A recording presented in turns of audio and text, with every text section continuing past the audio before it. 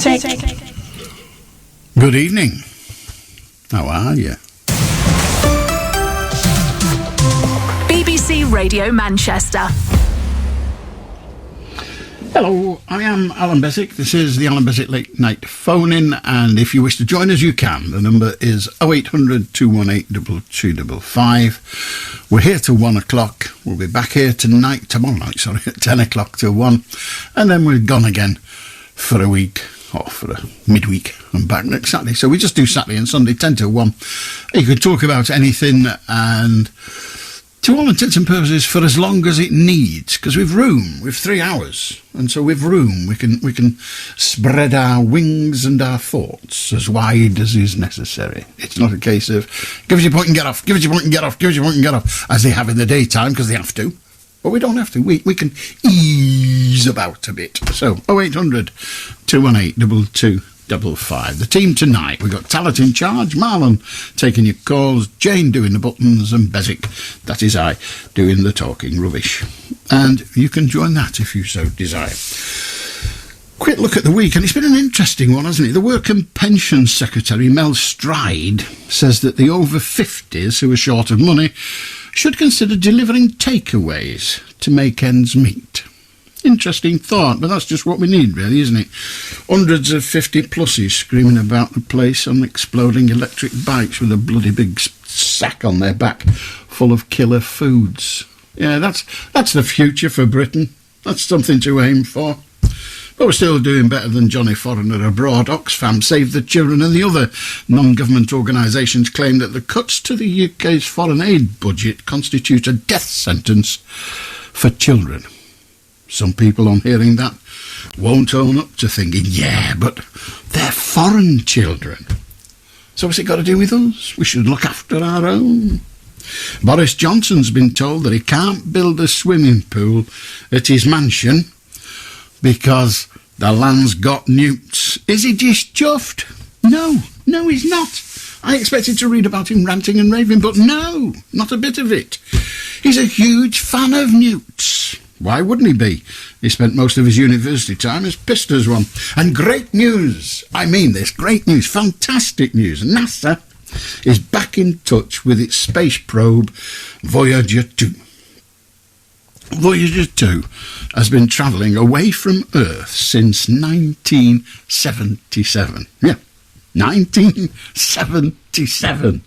That is extraordinary. It's now 2 billion miles away. 2 billion, for God's sake, miles away. It's the only spacecraft to pass Neptune and Uranus whilst not being driven by a little green man. You might say, what's the point of it all? What is the point? Well, I've got no idea, but then what was the point of Christopher Columbus risking falling off the edge of the flat Earth? It's fun. It's exploring. It's finding out. It's discovery. That's what's the point. And that's point enough for me. Triathletes training for the World Championships next month do not train in the sea off the coast of Lancashire because of the amount of sewage in the water. Which they say, on a hot day, you can even smell it. If the championships were being held off Blackpool and Morecambe and the like, they'd have to swap the P at the end of championships for a T. And finally, a government spokesperson has said, we have no intention of privatising the NHS. We have no intention of privatising the NHS. We have no intention of privatising the NHS. Yeah, okay. 0800 218 2255. If you want to join us, that's good. We're here until 1 o'clock with Talat, Marlon, Jane and me. 0800 218 2255. How do Peter? Fun Boy 3. Great song, that. Say what you do, it's the way that you do it, eh? It's about right. It is. Now, how far did you say that spaceship had gone? Hang on a minute. You said so many billion miles, didn't you? Yeah, 2 billion miles, yeah. 2 billion? Well, it's a good job he didn't fill up with SO in Macclesfield. It would have cost him a fortune. Well, indeed it would. It would, but I think it uses, well, I was going to say it uses the sun, but it's out of the sun's orbit now. It's gone beyond our, orbit. It's interstellar, so it's going towards another star. Get up there from the Earth to space. Well, yeah, they got it up there, but like a lot of them, they get it up there, and then it relies on the sun. Could they afford to get it up there now with today's fuel prices? Certainly cost them a lot more, wouldn't it? Well, so how long has it been there, do you say? How long? Since 1977. Crikey. Blooming heck. But once they're up there, of course. Well, there you are.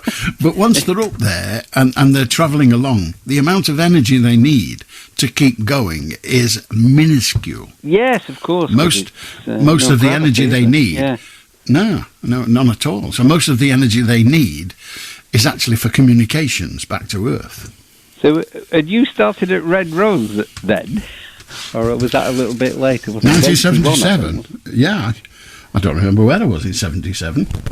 Yeah, because you worked for... yeah, I think I was still at this... Yeah, I think I was still at the Citizens Advice Bureau then. Crikey. So when did you actually start work then, Alan? What year was that? Start work as a... You mean left school? Any kind of work, yeah. I went to start my apprenticeship as an electrician, I think it was 1964. Crikey. Yeah, my dad was... What do you mean, crikey? Crikey. Well, you've 10 years on me, anyway. But 10 years more knowledge, so that's good. I'll still be here when you're gone, so don't be getting so bloody smug. Will, yeah. Anyway, that's not why I'm ringing tonight. I'm ringing about this term, net zero. What does it actually mean? Because we're never going to get zero, are we? Carbon? No, we're not. The idea is that... I'm trying to think of an analogy off the top of my head, and I'm not coming up with very many, but it's basically... Gross zero, then?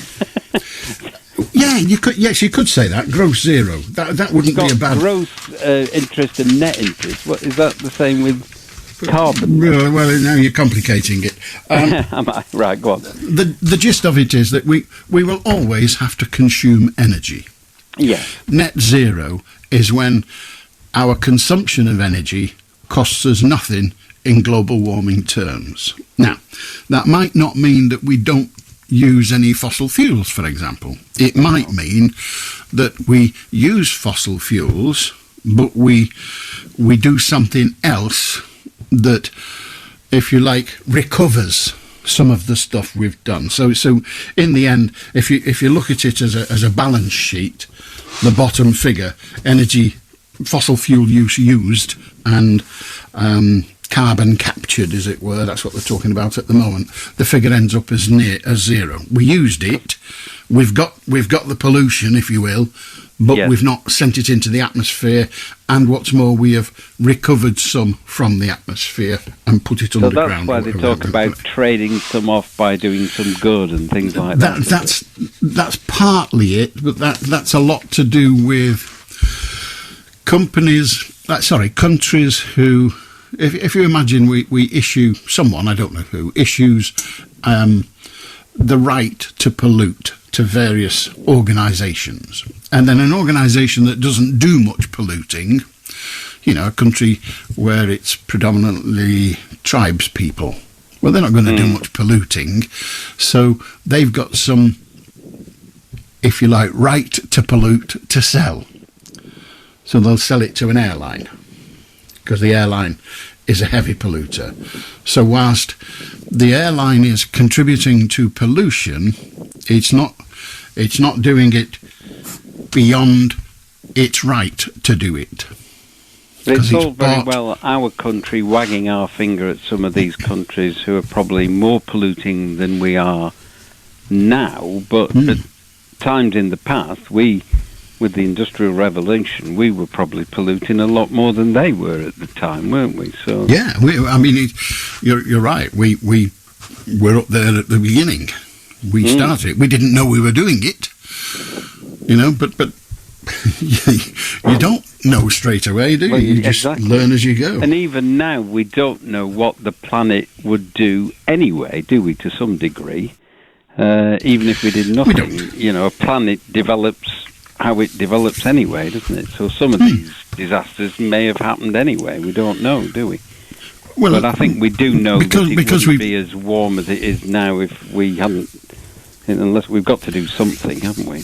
That's what all the scientists are saying. Certainly the Earth scientists, that's what they're saying. They're saying we are a cause of a lot. I mean, I don't think they deny the things like sunbursts and all of that. I don't think they deny the existence of that and those contributions to and you're going to get earthquakes all over the world just as because of the fault lines, no matter what, aren't you, I guess? One presumes. I mean, you know, it's not my subject by any stretch of the imagination, but certainly years and years ago, didn't you, and that kind of thing. So, and you had an earthquake in America on the west side in 1900 and something, didn't you? But what they're saying is that yes, there is all that. There is the natural release of carbons, but mankind is digging up carbons that are in the earth and burning them. So, I mean, coal is basically wood that's been underground for a very, very long time. And so, I mean, I oversimplify it with that, but it'll do for the conversation. Yeah. So then we burn that, and we're burning wood that, quite frankly, shouldn't be burnt at all. It should be underground. So we're taking it out of the ground, gas, oil, all of that, taking it from underground where it's doing no harm to anybody and burning it. So that's the growth. Like using me trug and not use any carrier bags in Sainsbury's and just shoving everything in me trug and bringing it home. But what good is that versus something like Vladimir Putin destroying a reservoir in the middle of Ukraine? That must be doing a lot more damage and all the bombs and all the rest of it going off than me saving a few carrier bags at Sainsbury's, isn't it? I would think. Well, I mean, yes, and so what? I mean, just because others are doing it really badly, it's no defence to say, then I'll carry on doing mine till all the really bad ones have sorted themselves really out. They're damaging the world in a proportion-wise. Yes, as you say, what we still need to do what we do, but it would help a lot if others would sort of go down that same route, wouldn't it? But one other thing, Alan, sorry. There's been a lot of debate just recently where the Prime Minister has said, yes, we're going to allow these coal fields to be set up and we're going to allow the oil fields to be explored out in the North Sea. And people are saying, well, why are you doing that? And he says, because we need it. And others are saying, but you can't say to countries on the far side of the globe, stop burning fossil fuels when we're digging them up to burn them. So it's that duplicity, but it's politics. But how long are we going to need gas for example? I mean, a lot of people in this country have gas boilers, don't they? And to replace those isn't cheap. And who's going to pay for the replacement? The domestic customers or the government? Because if it's down to the domestic customers, if you just to pay my gas bill, I don't have a lot left to buy a new boiler. And I had a lot of work done on my existing boiler last year, so I want that to last, because I've just forked out 800 quid for it, What kind of timescale are they looking to be replacing all the gas boilers that we've got for whatever needs to replace them to get down to this net zero then? How long are we supposed to have got? That's only part of getting down to net zero, and it isn't possible to get rid of all the gas boilers and replace them with heat exchangers, because some properties are just not suitable for a heat exchange machine. I was listening to old houses in particular are leaky heat-wise. I mean, we've moved into an old house. We've had it double glazed and all the rest of it. But quite frankly, we can't have wall insulation because they're solid walls. They're made of stone. So if somebody came along and said, here because they were offering free cavity wall insulation a few years ago, and I took advantage of that, and I had me loft insulated. So I've done that. So I've done my little bits, but as you say, some properties you just can't are not suitable to have all. Can't be done. Yeah, that's just the way it is, and they will have to find a way of coming to terms with that. Zero, will we? Well, remember, it's not zero; it's net zero. In the debates in the past week, it has once again been said that if we did get down to absolute zero, not net zero, absolute zero, that would affect the world's pollution rate, if you will, by 1%. 1%. We've still got a good way to go there, haven't we? Well, it doesn't matter how far we go. Which are the worst countries then? Who do we really need to massively finger point? Who are well, one of the fingers is pointing heavily at China, and yet I heard in any questions this week somebody said, "Hang on a minute, it's all very well slagging off China, but China has spent more on green energy than has any other nation." Now, they're still building coal-powered fire stations, but they're also building, wind turbine stations and all the rest of it. So they're doing more, but they are an enormous country. With a huge population. With a huge population. Try taking a motor car off an American and see how you go. Oh, crikey. Well, try charging an American what we charge for fuel, and they'd die, wouldn't they? No, they wouldn't. They wouldn't pay it. They would turn the government over. They'd be marching on the Senate with pitchforks. Have a good night, Peter. 0800 218 2255. How do, George? Hello, Alan. I'd like to talk about a lady, dog handler, police lady, dog handler, and she apparently she was on a call. And her own dog turned on her and practically ripped her up to pieces. And she ended up seriously injured in hospital. And the police had to shoot the police dog itself, because it was it was really vicious, and it was going for everybody. And I really think it's what you say about dogs. I agree now. I used to be for the dogs, but I'm going right off them lately. I'm a bit nervous when I pass a dog now. Well, I'm there are millions of dogs in the country, and a few hundred a year do bad things. Maybe a few thousand a year. Still, statistically, you're fairly safe, but keep your wits about you near a dog. Yeah. And another little item we've got, Alan, is about the king. If anything happened to our king now, would William take over? Yes. He would take over.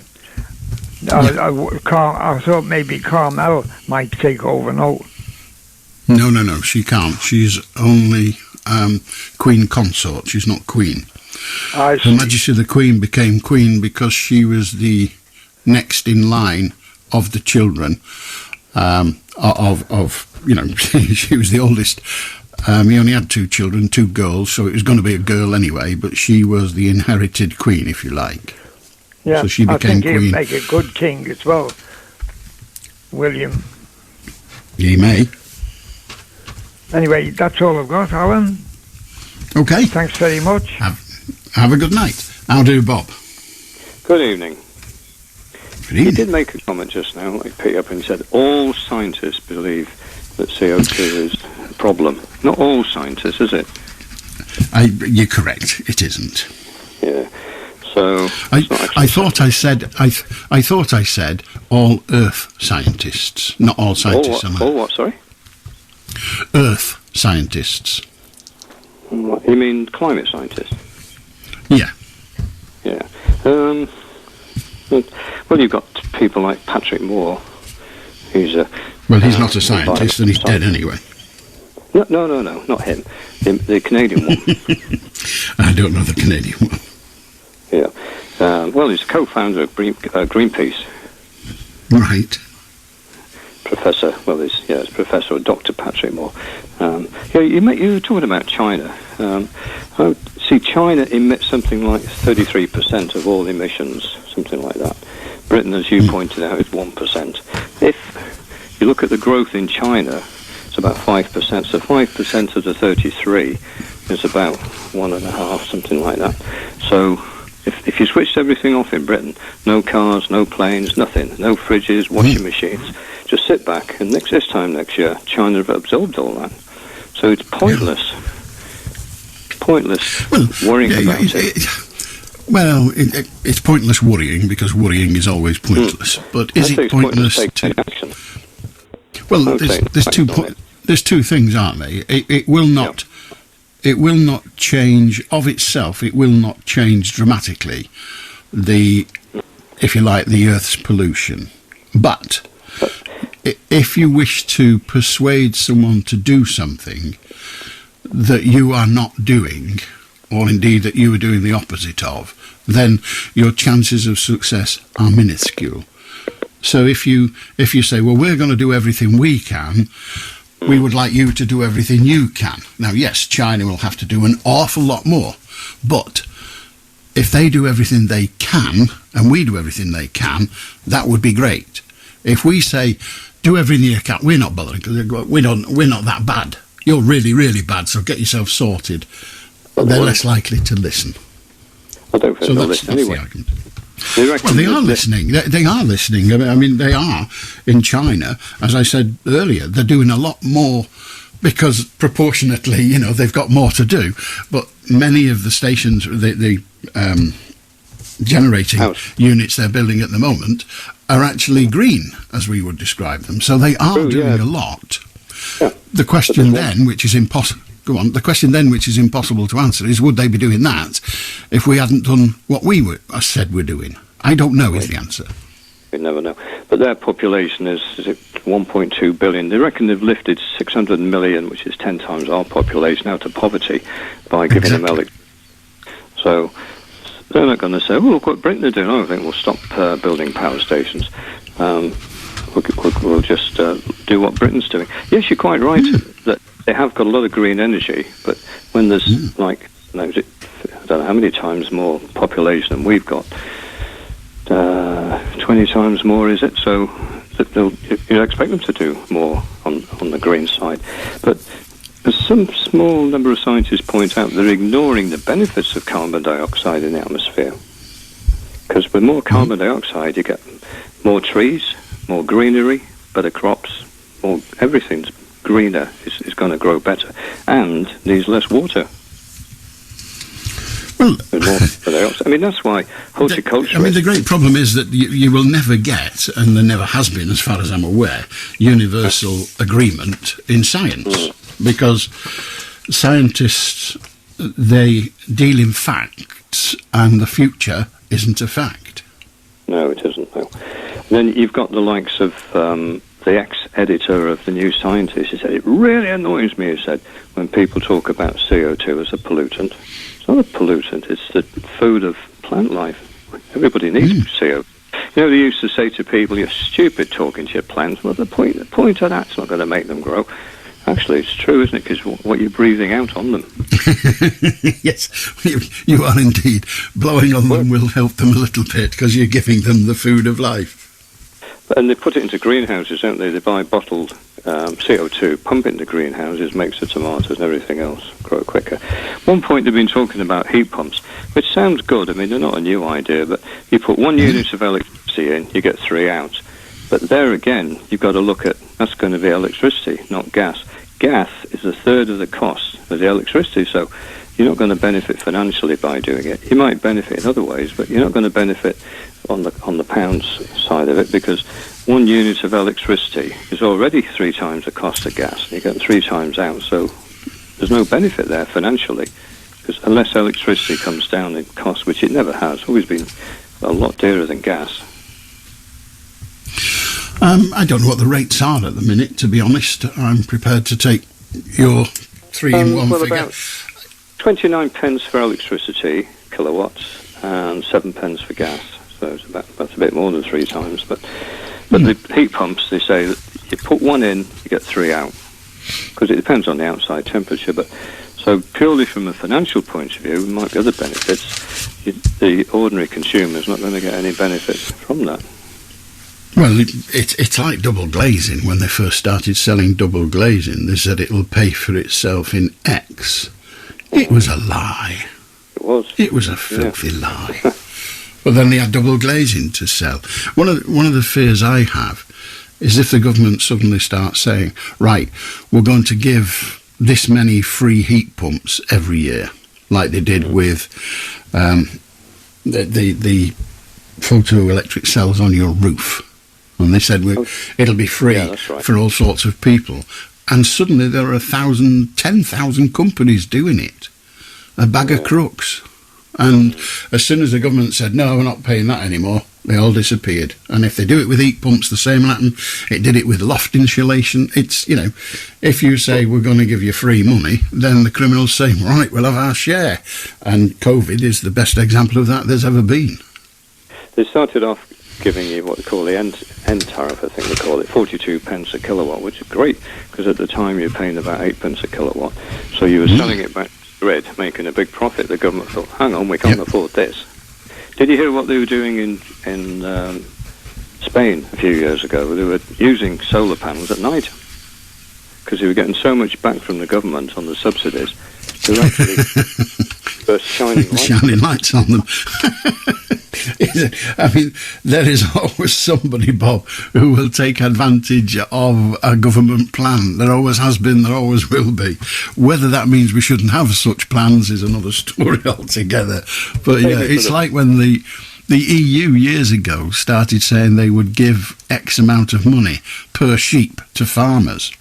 Oh, yeah. And I remember, I can't remember which programme it was, but there was like one of these television programmes where they go out and investigate consumer matters and the like. I can't remember which one it was, but they produced a satellite photograph of Italy, and then they produced another satellite photograph of Italy the next week, and the sheep were all in the same place. And they weren't real, but the farmer was charging X amount, and then, instead of getting another 500 sheep, he just got another 500 models of sheep and stuck them in his field. So there's always somebody that will make a rise. Yeah, very true. Yeah, you can't legislate against the crooks and that. Yeah. Finally, just like what Lord Monckton said, he said a group of contacting ovaries have all amassed together to bring fear and despondency and to a whole generation about all things, the weather. The weather. Well, it's hard to argue against it. Bob, been good to talk to you, mate. Have a good night. 0800 218 2255. How do's your feet?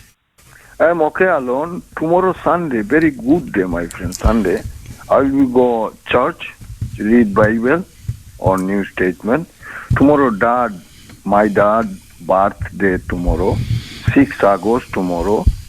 6 August in Second World War time, atom bomb was dropping in Japan. I will be pray who give their life for country.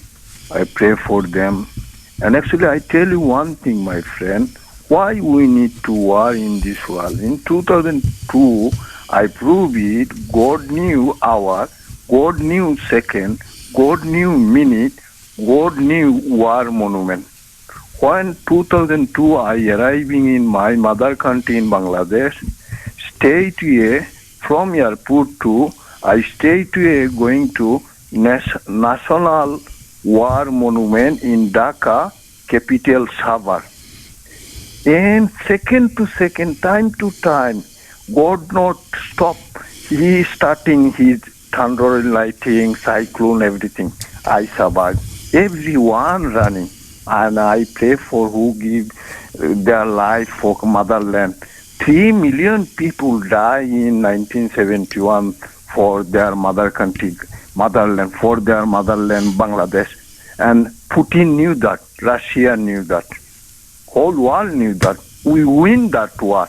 And that time, war time, I was in my mom told me, That's why all the time I talking about the war, who give their life in war, they straight away going to heaven. So if I know, we people, we all knew that if I fighting each other, then after we going heaven, so why need fight? Why need war?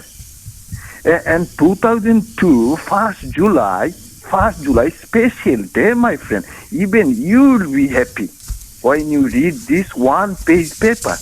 So the former Foreign Secretary, he changing his national dress. He wearing our West dress, suit, coat, tie. And he forget his Saudi national dress. Former Saudi Arabian Prince Foreign Secretary is not now. Is a Kamim is a Jeddah is a one conference for Ukraine and Russia for the Russia war. Why not stop the Russia war? We've done most of the world. You missed out America, but don't worry, they'll get their chance next time. I'll do Martin. Good evening, Alan. Can you hear me? Good evening. I can, yes. I hope you're well. All right. I'm just writing down what I've listened to all the conversations that have happened since 10 o'clock this evening. I didn't write down what I wanted to ask, but I've got it in my head. So I'm writing them down now and trying to backtrack on some of the other ones. So the first one I phoned up for was to do with footfall in shops, like independent shops, not conglomerates like supermarkets or big businesses, but supermarket shops, and how the CPI index saying one figure and the retail price index saying another figure of prices, but they all seem to be putting them up, and it's putting businesses out of, it's putting places out of business. You still with me, Alan? I'm still with you, yeah. I wonder what you were going to say about that, other than to recite your version of the facts. What I'm trying to say, do you agree that the independent shops, I live in Padiham, which is near Burnley, 3 miles from Burnley, and shops are shutting down. There's not technically a high street. There is a road, Padiham Road, Burnley Road, but it's not a high street as such. So shops are shutting down because the supermarket's being built. One's been built in the last 6 years in Padiham, namely Tesco, and it could have been any of them. It happens to be a Tesco, and I'm not against them. But the independent. Well, the point you've made is that when a supermarket opens up, usually the local shops that sell the products that they do, grocers, particularly butchers, go bust, and you're correct. Yeah, I understand that. But that's only because the customers choose that to happen. Customers decide they would rather shop in the supermarket, and you know. That is a free world, isn't it? I understand that. We didn't choose to have the supermarket built when there's one 4 miles away, the same company. Why do we need two within 4 miles? That's because the supermarkets aren't interested in what you and I need. The supermarkets are interested in how much money they can get off you and I. That's their only reason to exist, to get your money out of your wallet into their till. And if having two supermarkets of the same type, as close together as you just described, gets them more of your money and my money out of our pockets into their till, they're happy. So the answer to the question why is because they make more money out of it. Otherwise they wouldn't do it. A caveat to that one, Alan, please, is why are they allowed, the competitions of marketing board, why are they allowed to do it within 4 miles to have two superstores? Well, because they're not a monopoly, you still have a choice. People, they will only succeed if customers use them. If the customers don't use them, they'll fail. Customers do use them. Clearly, it's what the customers want. Customers use the independent grocer, the independent butcher, the independent baker. Then if that is true, they won't go bust. But as soon as there is an alternative to the independents, they choose that. And the independent goes bust. It's called business. I don't agree with the monopoly thing of it, though. I don't agree either, but it's not a monopoly. There are dozens and dozens of different businesses. I'll tell you a quick story. When I worked at Red Rose Radio, there was a brewery I think it was in Lancaster. It was a tiny brewery. And that tiny brewery was being taken over by a brewery, a bigger one, in Blackburn. And the brewery in Lancaster mounted a massive campaign saying it was disgraceful. And the brewery in Blackburn said it's just business. We're taking it over. We can consolidate the costs and everything else. It is good for the world. And then a few years later, one of the multinational breweries came along and bought the one in Blackburn. And the Blackburn brewery went absolutely berserk, making exactly the same arguments that the Lancaster brewery made against them. And the big one said, you did it to them, we're doing it to you. Get over it and get out. It's business. I understand that, Alan, to that part of it is harsh, but in my opinion. But I understand the context of what you're saying. It's business, but how does independent shops and things like that, retail outlets, have any say against anything like that? They don't. Is that fair? Fair? No, it's not fair. Of course it's not fair. But when did fair matter?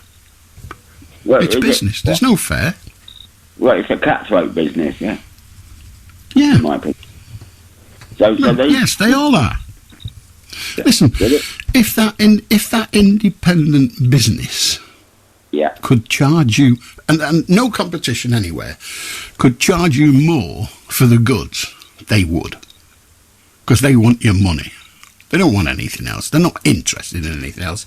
They want your money. They're not there because they're nice independent businesses. They're there because they want to take your money off you. They're there because they want to earn a living. By taking your money off you. Yes, totally respect that, Alan. But when you no longer wish to give them your money, they die. Such is life. Yeah, big conglomerates take over. That's what shuts doesn't them matter. down. It doesn't matter why. What matters is the customer, and the customer is making the decision. The customer's saying, I used to go to that butcher over there, but I'm not going anymore. First of all, there's nowhere to park. I have to walk through the sludgy rain. And when I get there, his chops are dearer than in the supermarket. I'll go to the bloody supermarket and park for nothing. It's nice and warm. It's air-conditioned in the summer. I might pick up something else as well, and the chops are cheaper. Okay, Alan, I respect that. So you can have another bit on this one, please. I respect that. But I still use the ones that are local to me. I haven't got a car, so I don't have to get in my car and find a parking space. To my local shops, which are round the corner here, about 100 yards away. Yeah, good. Well, that's so good. I tend to use them because I want to keep them alive. The ones that are that's left. Good. But as you say, I'm all in favour of that, Martin. But not everyone is. Everyone thinks, sorry, I'm going where it's cheapest. No, that's not. Supermarkets aren't always cheapest. No, they're not, but they convince us they are. Oh, yeah, but that's just a con. That's their marketing point. Martin, what you have to come to terms with is the world isn't nice. It's not about being right. It's about being rich when it's business. Have a good night, Martin. Have a good night. How do, Trevor? Hi, Alan. I'd just like to talk about a few podcasts I've been looking at. Some of them I've been listening to, and some of them I've been watching. Some of them are on YouTube, and some of them are on a streaming device again. And the ones that I listen to, I got one from Columbia University. I get updates from Columbia University, and it was called Mission Commission. And it's about taking a piece of music from the very beginning and in 6 weeks producing that work to be heard by people. I've only listened to the first one, and it features somebody called Augusta Reed Thomas and some other ones as well. This Augusta Reed Thomas is a very, very good composer. I figure, as far as I'm concerned, I like her song. I wish I was surprised if it has been used by COP26 or COP27, whatever it is now. I'm surprised you haven't used their Earth song as a refrain. But it's very good. And also, I've been looking at a lady. I looked at Meghan Markle's one, the one that they stopped doing, the Archibald one. Archibald, or what's Archibald. And she did one about angry black women. It's still not a tried. I mean, that's not true, but I mean that was the whole point of the actual podcast. It was about that. Angry Black Girls is the podcast that this lady called Issa Rae, she's American from Los Angeles, has patched out, and they're like short pods on YouTube, and they're all about situations at work and situations with relationships, and from a different standpoint to what I would be used to seeing them, and they're quite good. But she got as far as what was it called? Insecure is a big one, but you have to pay for Insecure. I've looked it up, but you have to pay for it. So I've not looked at Insecure. I've looked at a relationship with a fella on it. They do a free one, a couple of clips on it. That's interesting. Well, let's just stick to your knowledge of the ones you have seen rather than listing the ones you haven't seen, because that would take a million years. Yeah, I know, but it's interesting. So what I was thinking was, I was talking you to think somebody. so? I'm not in agreement that a list of things you've not seen isn't interesting. About Donald Trump. Okay. And I thought, well, that just shows the wide gap between Donald Trump's politics and the politics of some people in America, that's well. Right. And when I think about the situation of Donald Trump, I find it more and more baffling every single day. I don't understand why so? Why so? Why do you find it baffling? Well, I can't understand how a nation can take somebody who's a proven liar, who's messed with, as far as I know, has messed with the intelligence papers and has been against women having abortions or not right over their own body. I don't understand some of the things he's done, how he can still get the support he gets. I just don't understand it. Well, politicians get the support from people who agree with them or who believe that they would be good for the nation. And there are a lot of people in America who think that Donald Trump as president was good for the nation. Well, I know he has a wide base. I know he takes Kanye West now, and it's not that wide. He's only got 30% or something. Well, that might be enough to swing a few states, I suppose. But may well be so. He'll almost certainly get the nomination of the Republican Party. Whether he'll win the election is another story. But of course, the other side are putting up a man who might not live for the next 5 years. No, but Kamala Harris as well, is if she runs the running mate, is not. Well, then that's the next problem, isn't it? Vote for me, and in 3 years I'll be dead. You'll have a woman. Oh, there's nothing wrong with that, is there? Really? I'm not saying there is. I'm just saying that is what's being presented. True. Whether she'd make a good commander-in-chief for the American forces, I'm sure she would do. Well, you won't get a say in it, Trevor, but those are the issues that people... that is what's being offered. There we have it. You can have a wrinkly old man and followed by a woman if he snuffs it, or you can have a... what should we call him? A very right-wing, Bolshevik, lying, cheating... whatever, who believes in making America great again. Yeah. It's crazy world, Alan. Crazy. Ain't it? Well, I'd be out of work if it wasn't. Well, Mission Commission's very good, though. I don't do podcasts, but I've got that. Thanks for the advert. How do, Malcolm? How do, yes. Interesting. Yes. It strikes me that the media haven't given a fair shot so far to the other potential presidential candidate, Robert Kennedy Jr., because, like you point out, Biden is creaking at the seams, isn't he? He's getting a lot of things wrong. And Harris, well, I'll brush her aside, if you get that joke. Perhaps not. There's a kind of... Yeah, I do. I'm aware of Harris's. I'm aware of those. Yeah, Harris brushes, yeah. I don't think she's... Indeed, yeah. Jokes you have to explain aren't jokes. They're just making fools of Yeah, I mean, I'll brush Harris's chances aside. So I would say Robert Kennedy Jr. has a chance because both the other candidates are so poor. Trump is clearly problematic, although he's probably a better candidate than Biden this time round. What party is Robert Kennedy Jr.? He's Democrat, apparently, and he's trying to get himself into the slot of replacing Biden. It'll be a difficult thing for him to do. I think difficult understates it. It's almost impossible to get a party to vote out the sitting tenant president.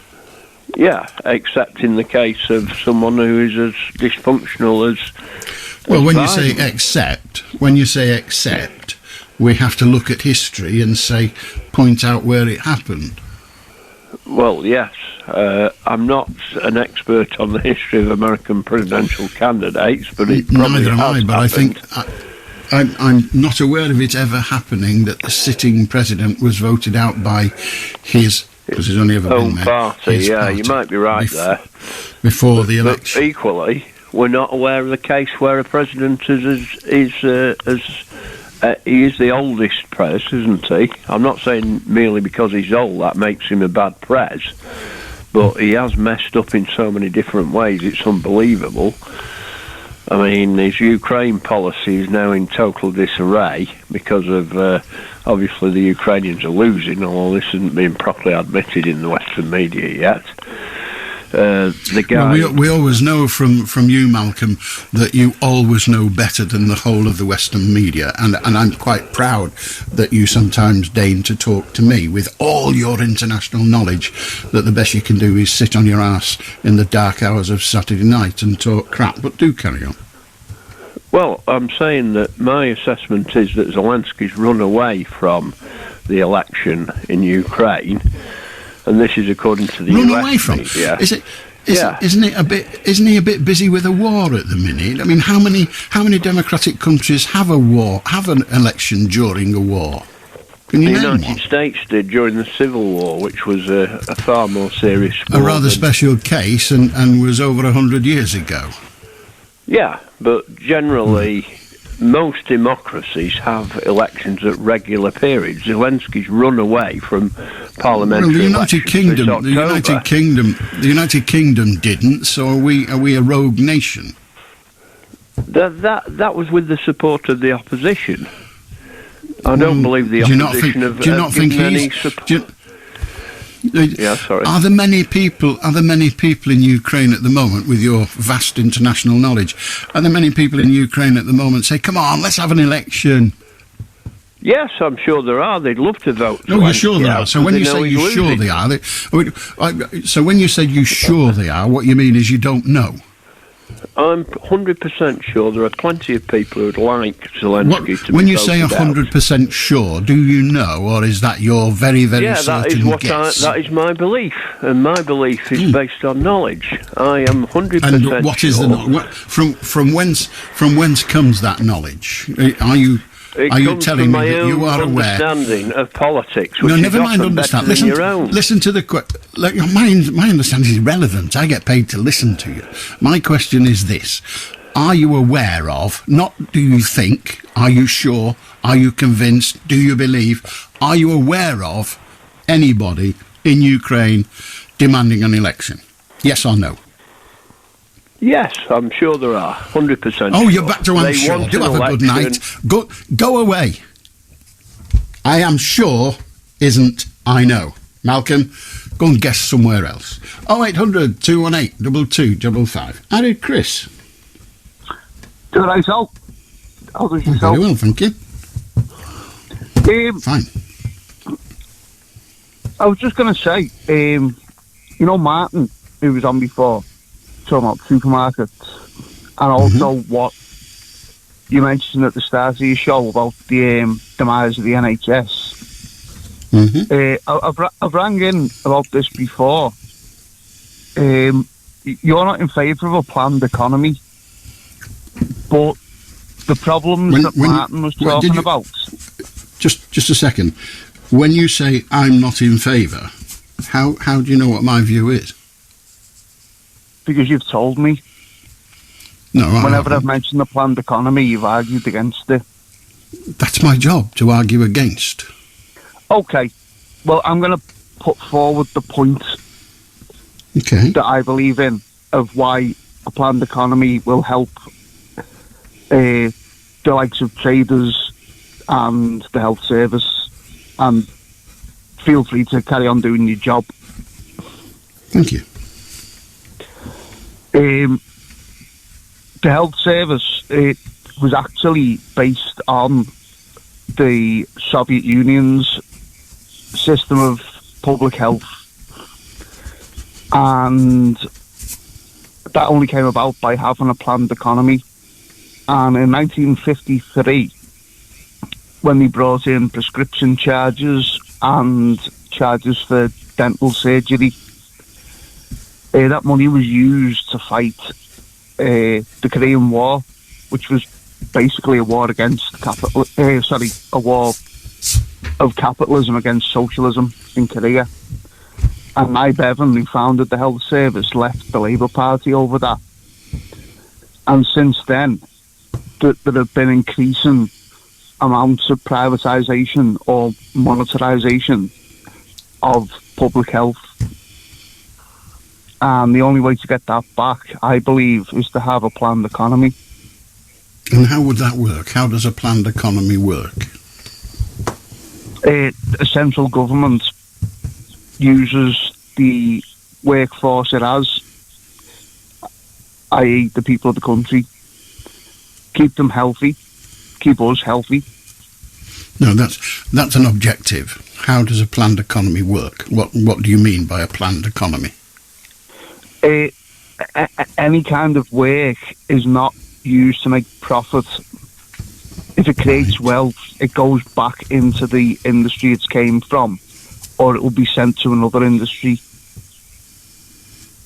That are all controlled by the state on behalf of the workers. That's essentially communism, isn't it? Yeah, it is. Yeah. Yeah, and there has never been a communist country, although there have been many that have claimed to be communist. No, there have been attempts to achieve communism. There have, and all of them have failed one way or another. Often, often because they just didn't work. Often because somebody got greedy and decided to take it over. But the communist principle is very, very honourable, but it would turn out historically unworkable. So the system you're advocating is an unworkable system.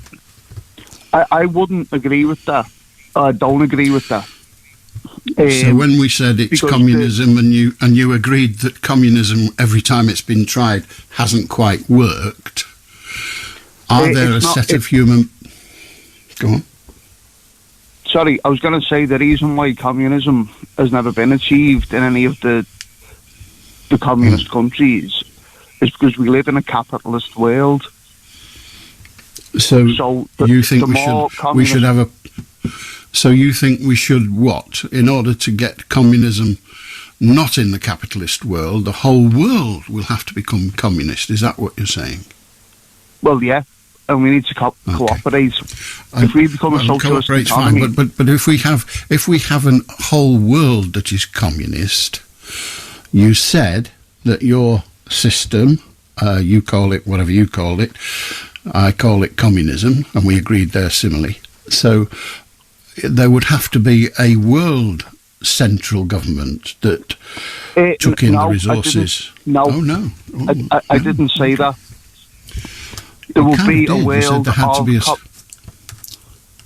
Sorry. there'd be a world of. When I asked you to describe the planned economy, which we eventually agreed was communism, you said there will be a central body, the government in the nation, and it will control the resources and the spending. That was the gist of what you said. That's communism. Yeah. Now, are you saying that every country will have its own communist system, but they would not have a world communist system? Yes. So does that mean that the people of Africa, using the old-fashioned model, the people of Africa would still be starving because they've not really got any industry to speak of, and we can't help them because we don't give money away. It's a planned economy. We spend it on ourselves. No, because we'd encourage them to have their own planned economies. Planned with what, though? You need money coming in to spend. You don't have to give them money. We can give them labour. We can give them education. You can give them labour. You can give them all sorts of things. So an African country is struggling, and we don't give them money. We give them labour. So we say, OK, you over there, you're now working in Africa. Get on the boat. Well, you could. What they actually do in Cuba is which is now bankrupt, because when it was a proper communist country, all its bills were paid by Russia. And before you start saying you know better, let me tell you, my wife won an award for a documentary she made about the economy of Cuba.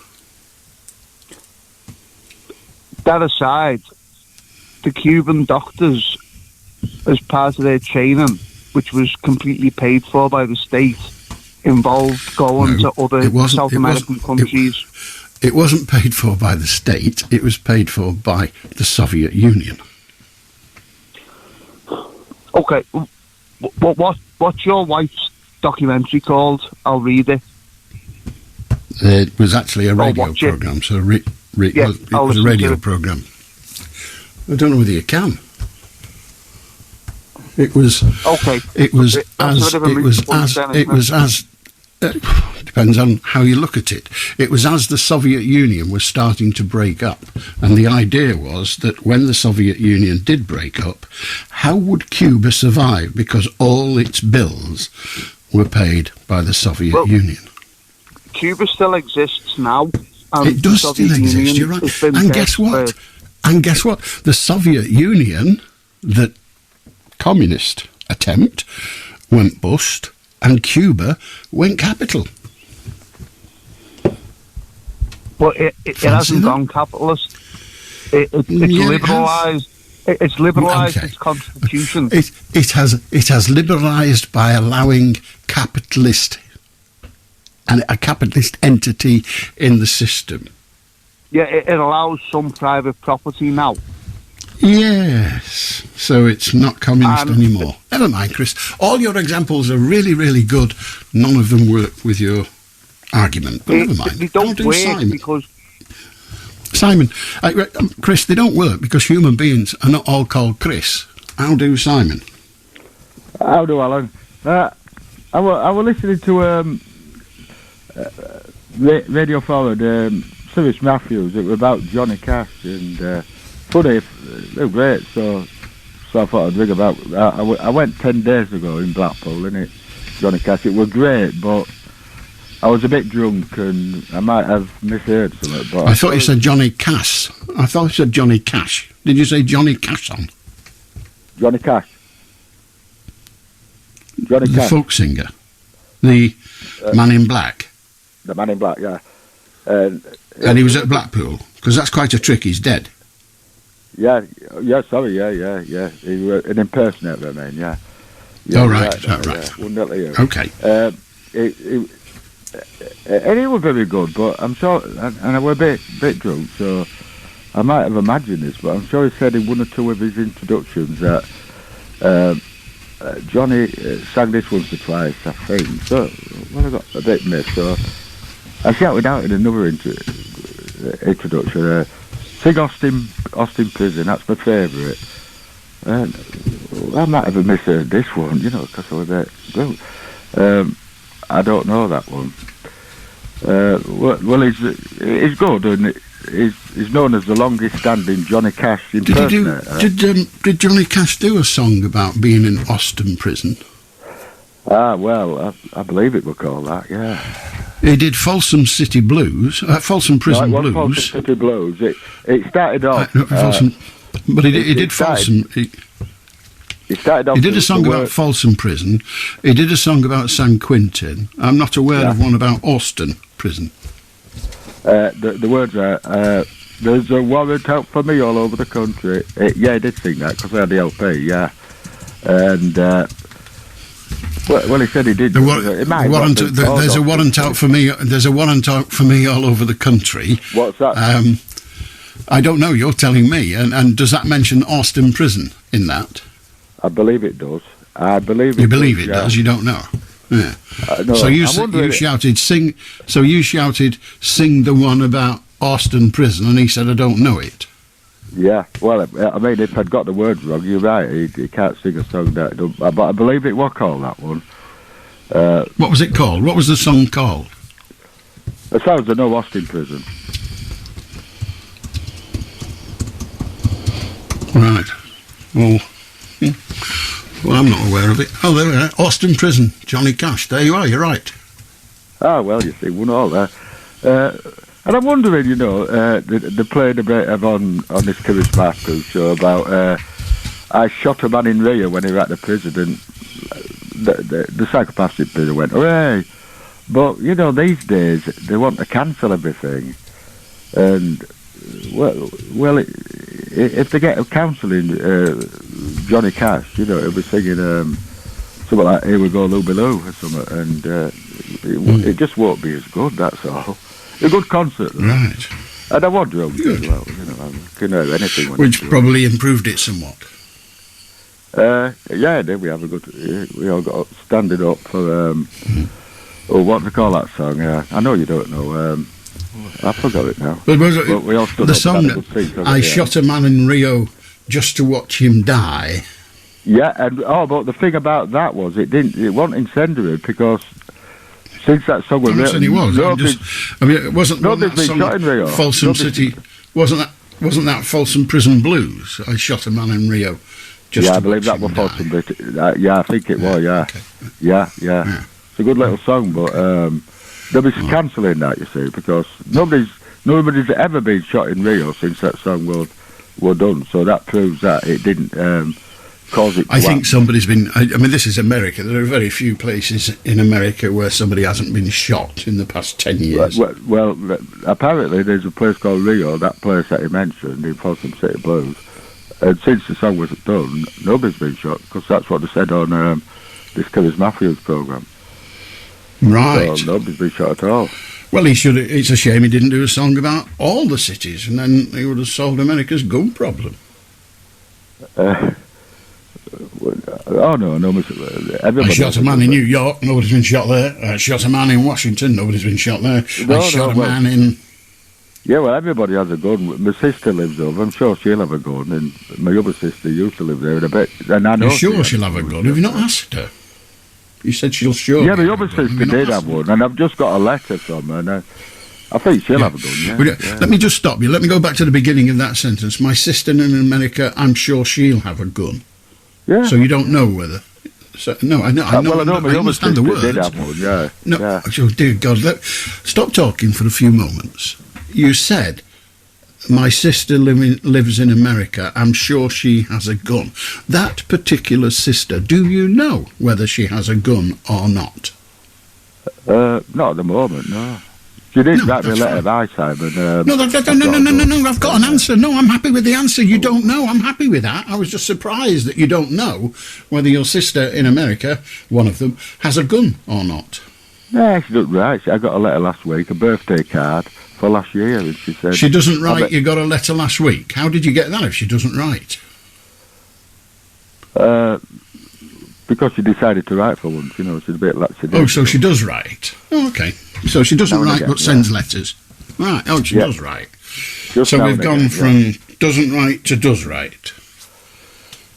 Yeah, she does a lot right, yeah. She's a good lass. She does a lot right. She don't take after me. No. She can write. Have a good night, Simon. I'll do Audrey. Oh, hi, Alan. I just wanted to tell you about my experiences with a visit to A&E just last Saturday. I mean, we know they're on their knees, but I had a bad fall and a really nasty gash on my shin. And it's just that, I don't know, you hear about how bad it is, but until you experience it, well, I got there at 6 o'clock evening Saturday and finally left at 4 a.m. Sunday morning. But, you know, considering Saturday night, they were absolutely amazing. You know, once I finally got seen to, I did spend about an hour on the trolley. The rest of the time I was in a wheelchair.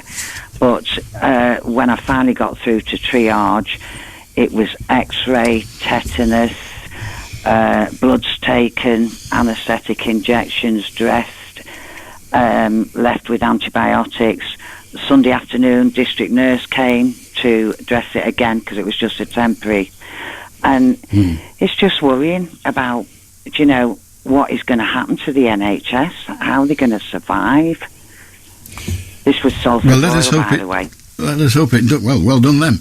Let us hope it does survive, and let us hope it gets a lot easier now that they're, well, sorting out the staff problem. And I know that's not easy, but one of the problems is that people who work in the NHS, a lot of them are fit for leaving. So if we can get them to stay, and recruit some more, then we've got a chance of getting our health service back where it belongs. But I'm glad you eventually were treated, Audrey. Good on you. Thanks for telling us. I couldn't fault them. And then I've got two appointments every week at the local medical centre.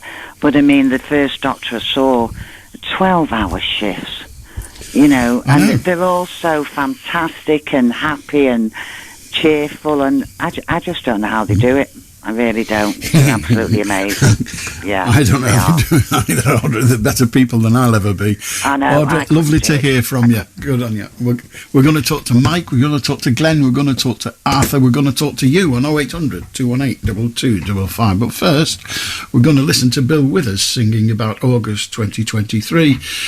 Documentary in Cuba at the time when the Soviet Union was falling apart and Cuba was wondering about how it was going to survive.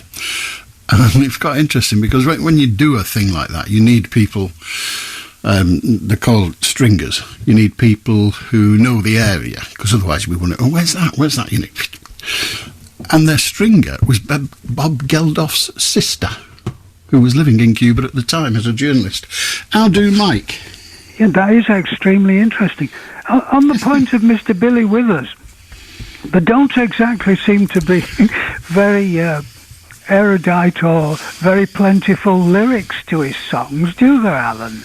I mean, the other one that you will remember, Lovely Day, seems to depend very much on the crux of that line. Yeah. That's it. They're not. Well, it's music. It's, you know. Yeah. The words are just part of it, I guess. I don't know. Yeah. Right. One that we're all extremely interested in. Have the powers that be made any statement to you about a close date of your illustrious programme? No.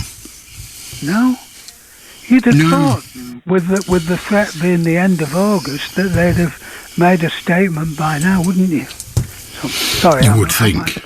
I mean, the trouble is, they have plans, and some of those plans are dated, but the only date I have at the moment is the 31st of August. Now, instinct tells me we'll be here after that. Yeah. But it's instinct. It's impossible. I know there is a planned date, but that's about the 5th planned date they've had.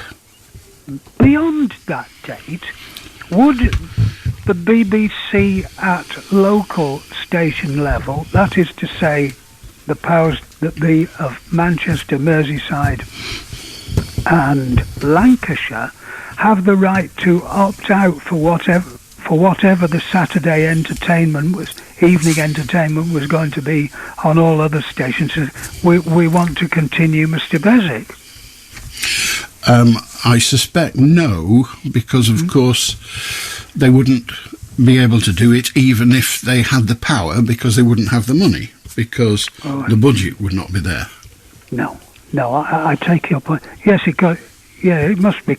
As I think you were at pains to point out about 3 or 4 months ago, it's quite an expensive business, because it involves 3 or 4 people always, doesn't it? Must be. Well, it does. It involves 4 people minimum, but that's over 3 radio stations, and so it's 1 1/3 of each radio station, whereas most programmes require at least 2 people, producer, presenter. So, in that sense, this programme is manpower cheaper than if we were just doing it 3 different times, as it were, 3 different programmes.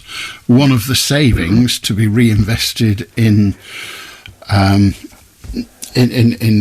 different kind of local radio, the local radio moving slowly, not that slowly actually, moving giant strides, you might say, to the internet, for want of a better expression.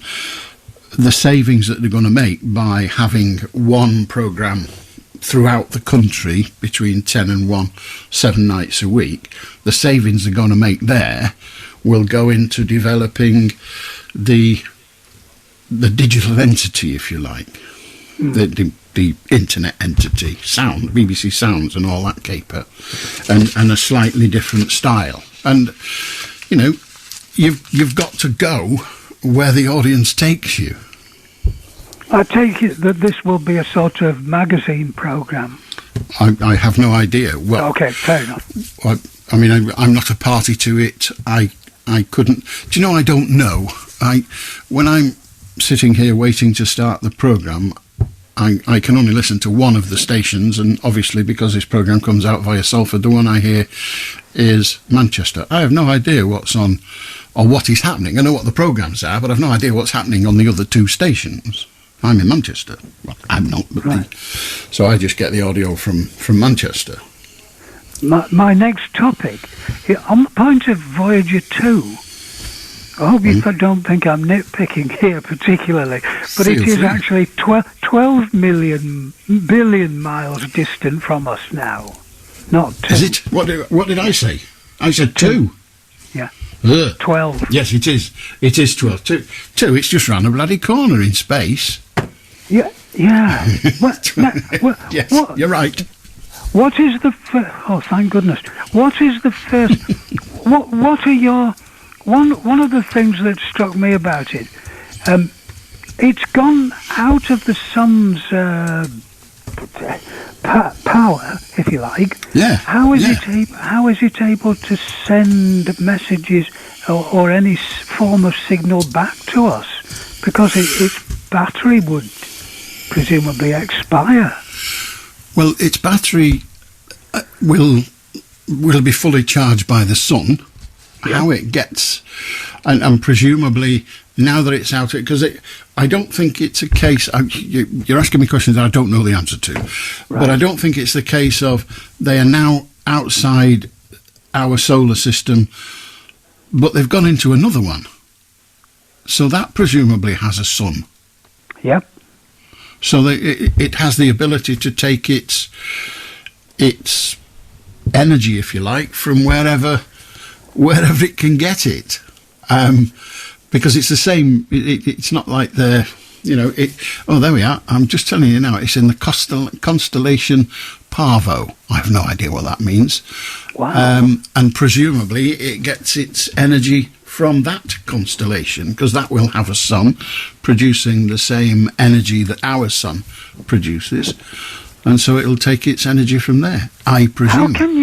How can you tell, or how is it known, where the solar system ends? What is the defining factor? I think there's a wall. The faintest idea. I suspect there's an awful lot of... I think it's about here, Charlie. No, move it over to the right a bit. I think it's there. You'll be fine. Yeah, put it there. There will be scientific measurements that tell them about the way the energy in the from not the energy in the atmosphere, because there's no atmosphere, but the way the energy meets, there must be, you know, it's like if you pour water. I'm looking for an analogy. If you pour water into a sink full of water, yes, you can see where the first lot of water goes, but what you can't do is see it afterwards. But you can measure the temperature of the water, and for a while they'll be cold at the edge and it'll be slightly warm, and if you put warmer water into cold, the heat dissipates via convection actually, but dissipates through the water, so eventually it all ends up at one temperature. But if you kept pouring, then the energy of that water would stay in one place, and if there was somebody pouring on the other side, those two energies, there would be a point where those two heat sources, if you like, met. Yeah, and how you measure that, I don't know. The boundary. That would be the boundary. But yeah, yes, but how? Okay. How? I mean, I've just made that up. It could be absolute balderdash. No, it could. It's logical. But there's a logic line in there. Yeah, there's a logic line, but it's space, so you don't need a logic line. Just make it up. Don't you think it's quite remarkable that the thing has flown since 1977 until now without ludicrous. Without any sort of crash of any sort, as far as is known? No, because the space is a huge place. Yeah. And there was a glitch this week, which is why we're talking about it, or which is why it's in the papers. And the glitch was that they sent a signal to it. Now, it takes about a week of Tuesdays to get there, but they sent a signal to it, and they sent the wrong signal. So it turned away, and they thought, bloody hell, that's it, it's gone. And they were then going to have to wait, because it's programmed in October, presumably on my birthday. You want an important date for this. So on my birthday, on my birthday, it's programmed to seek out Earth again. So to reposition its aerials and the like. But it's done that anyway. So they've got the signal again now, which is nice. Yeah, they're pretty. You could say they're a bit lucky, hey, if we believe in luck. Yeah. Well, you know, certainly they managed to rescue it, or it rescued itself. So they made a cleverer space rocket than they thought.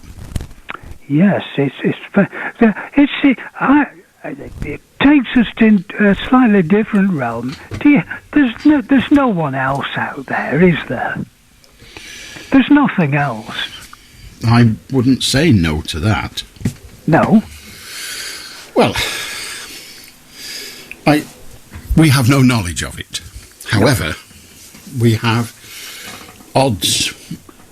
You know, there are billions and billions and billions of stars. Each of those stars is a solar system. Therefore, each of those stars has planets of some description orbiting it. So that ups the billions. And the chances of this particular one be the only thing with any kind of recognisable life on it are statistically as near to zero as you can get. But without going to every planet, we can't know. But they've been looking out for them since the late 60s, of course, haven't since the 60s. Well, they have been looking, trying to monitor. Yeah, but you can monitor like Billy-O, but you don't until you find it. You don't know it's not there. No. Which sounds stupid, I know, but you have to keep looking. Have you found it yet? No. Does it exist? I don't know. I've not found it yet. No. So until you find it, it's there. And it's only when you find it you realise it wasn't there. Just think, Alan, if there's a different, if in any or one of these places there is a different sort of being, call him a human if you want, call him or her a human if you want, that they may be capable of breathing what to us would be noxious gases. Yeah.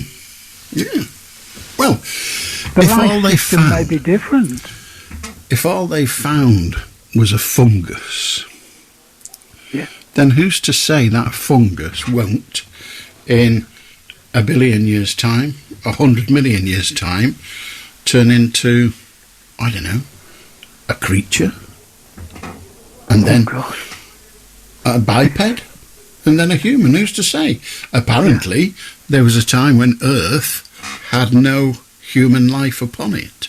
Indeed, had apparently no life upon it. And then something arrived, they think, in a you know, one of them flying about things, arrived and bang, and on it there was something that, when combined with what was already here, created a kind of life, which then developed, and according to Darwin, developed on the basis of development, based on the whole origin of species argument, that, you know, everything changes over time to suit the place where it's required to live. Yes, the slow evolution of the way animals behave. Yeah, well, not just animals, plants and everything. Plants, you know, crazy. Yeah. Absolutely. Very interesting, Alan. Thank you ever so much. Have a good night. 0800 218 2255 if you want to join us. If you've got an headache, don't worry, we all have. How do, Glenn? We thought too much tonight. I didn't come on here, so I don't have to think. How do, Glenn? Oh, I'm all right. I'm very well, thank you. Remember last week I was told you I worked on being a student at Stanley. Go on. Now, I've been to Aqua Ground this morning and filled in application form to be a steward. And if I get the job, I'm working every 2 weeks and stuff there. And I'll finish at 5:30. Then I'll get the taxi test off. Sorry, market. I'm doing 6:10. But on money side, I'll be worse off. Well, wait, I'll get £52 a match I can sell it. But there again, going in much detail, on the money side, at the supermarket, man told me, I'll be £260 a month worse off. Right. Which is a lot to lose on, isn't it? Oh, I've got bills to pay. £260 a month worse off. Well, when you, I mean, I'm not privy to the arithmetic, but if you do less work at the supermarket, you will get less money. Yeah. But you'll be doing work. My man just told me I work Sundays 2 times a month, which is literally a month. That Sunday will stop with the job. That I'm not working Saturday. The job has to go to somebody else. So I'll be losing it out. But there again, you know, don't get me wrong, I want to do this job. And I saw the guy that you tell me. But what is, I saw the guy that you tell me, and they kept laughing to themselves on. Well, I ignored it on, but the grounds have millions of pounds spent on since I worked there 13 years. So I used to be one of his stewards 13 years ago, and I did 3 scenes up there. But I don't know Glenn, what to do to forget about it, work it. You must, first of all, you haven't got the job yet, so the time to start thinking about what... No, what these haven't. All I have to do on my phone is send it on WhatsApp, is a test. And then basically, I've got the job. Have you got the job? Have they yet told you, have they yet said to you we'd like you to start? No, listen to the question, Glenn. Glenn, we're back where we were many times before. Yeah. In one question, the answer is yes or no. Have they told you, yes, you've got the job? Yes. They have. So you haven't got to do this test. Yeah, you can do it many times. Have you got to do... Listen to me. Glenn, don't just tell me things. Listen to the question. Have you got to do the test? Yes or no? Yes. Yes. Have you done the test? Well, wait. Have you done the test? Have you done the test? Yes or no? No. Have you done? No. No. You've not done the test. If you fail the test, will you get the job? Yes or no? You can do a test. If you fail, listen to me. Listen to the question and just answer yes or no. If you fail the test, will you get the job? Yes or no? Yes, because you can do a test over and over again. If you fail, so if you can do it as many times you want, but presumably you will have to keep doing it until you pass it. Is that correct? Yeah, that's correct. Yeah, so listen, Glenn, listen. Until you've passed the test, you will not get the job. Correct? No, that's correct. So if you don't pass the test, you won't get the job. But it's a test. Is it easy, is that? It doesn't matter. Just listen to the question. It doesn't matter. It's easy. You've not done it yet, so you've not got the job. Until pass the test. You've not got the job yet. If I pass that test... There is no... It doesn't matter. Listen, I'm asking you now. Have you got the job? Yes or no? Now. Not until I pass the test. No. Yes or no. You don't need any more words. There's only two available. Yes, no. Have you got the job now? If I pass the test, yes. Have you got the job now? Yeah, I've got it. No, you've not. Bloody Glenn, you haven't got the job yet. When you get it, worry about it then. Good night. How do Arthur? Oh dear, I'll calm down. Evening, Alan. Turn your radio off, Arthur. Arthur, turn your radio off. Evening, sorry. Sorry about that. I apologise. It's okay. Don't worry. Following on from a caller earlier, I think his name was Peter, regarding loft insulators and cavity wall. I do think the government should bring back the grant scheme, which we did have in the 1980s. I was part of that. So that all APs and disabled people could afford to have their lofts insulated and cavity wall installed.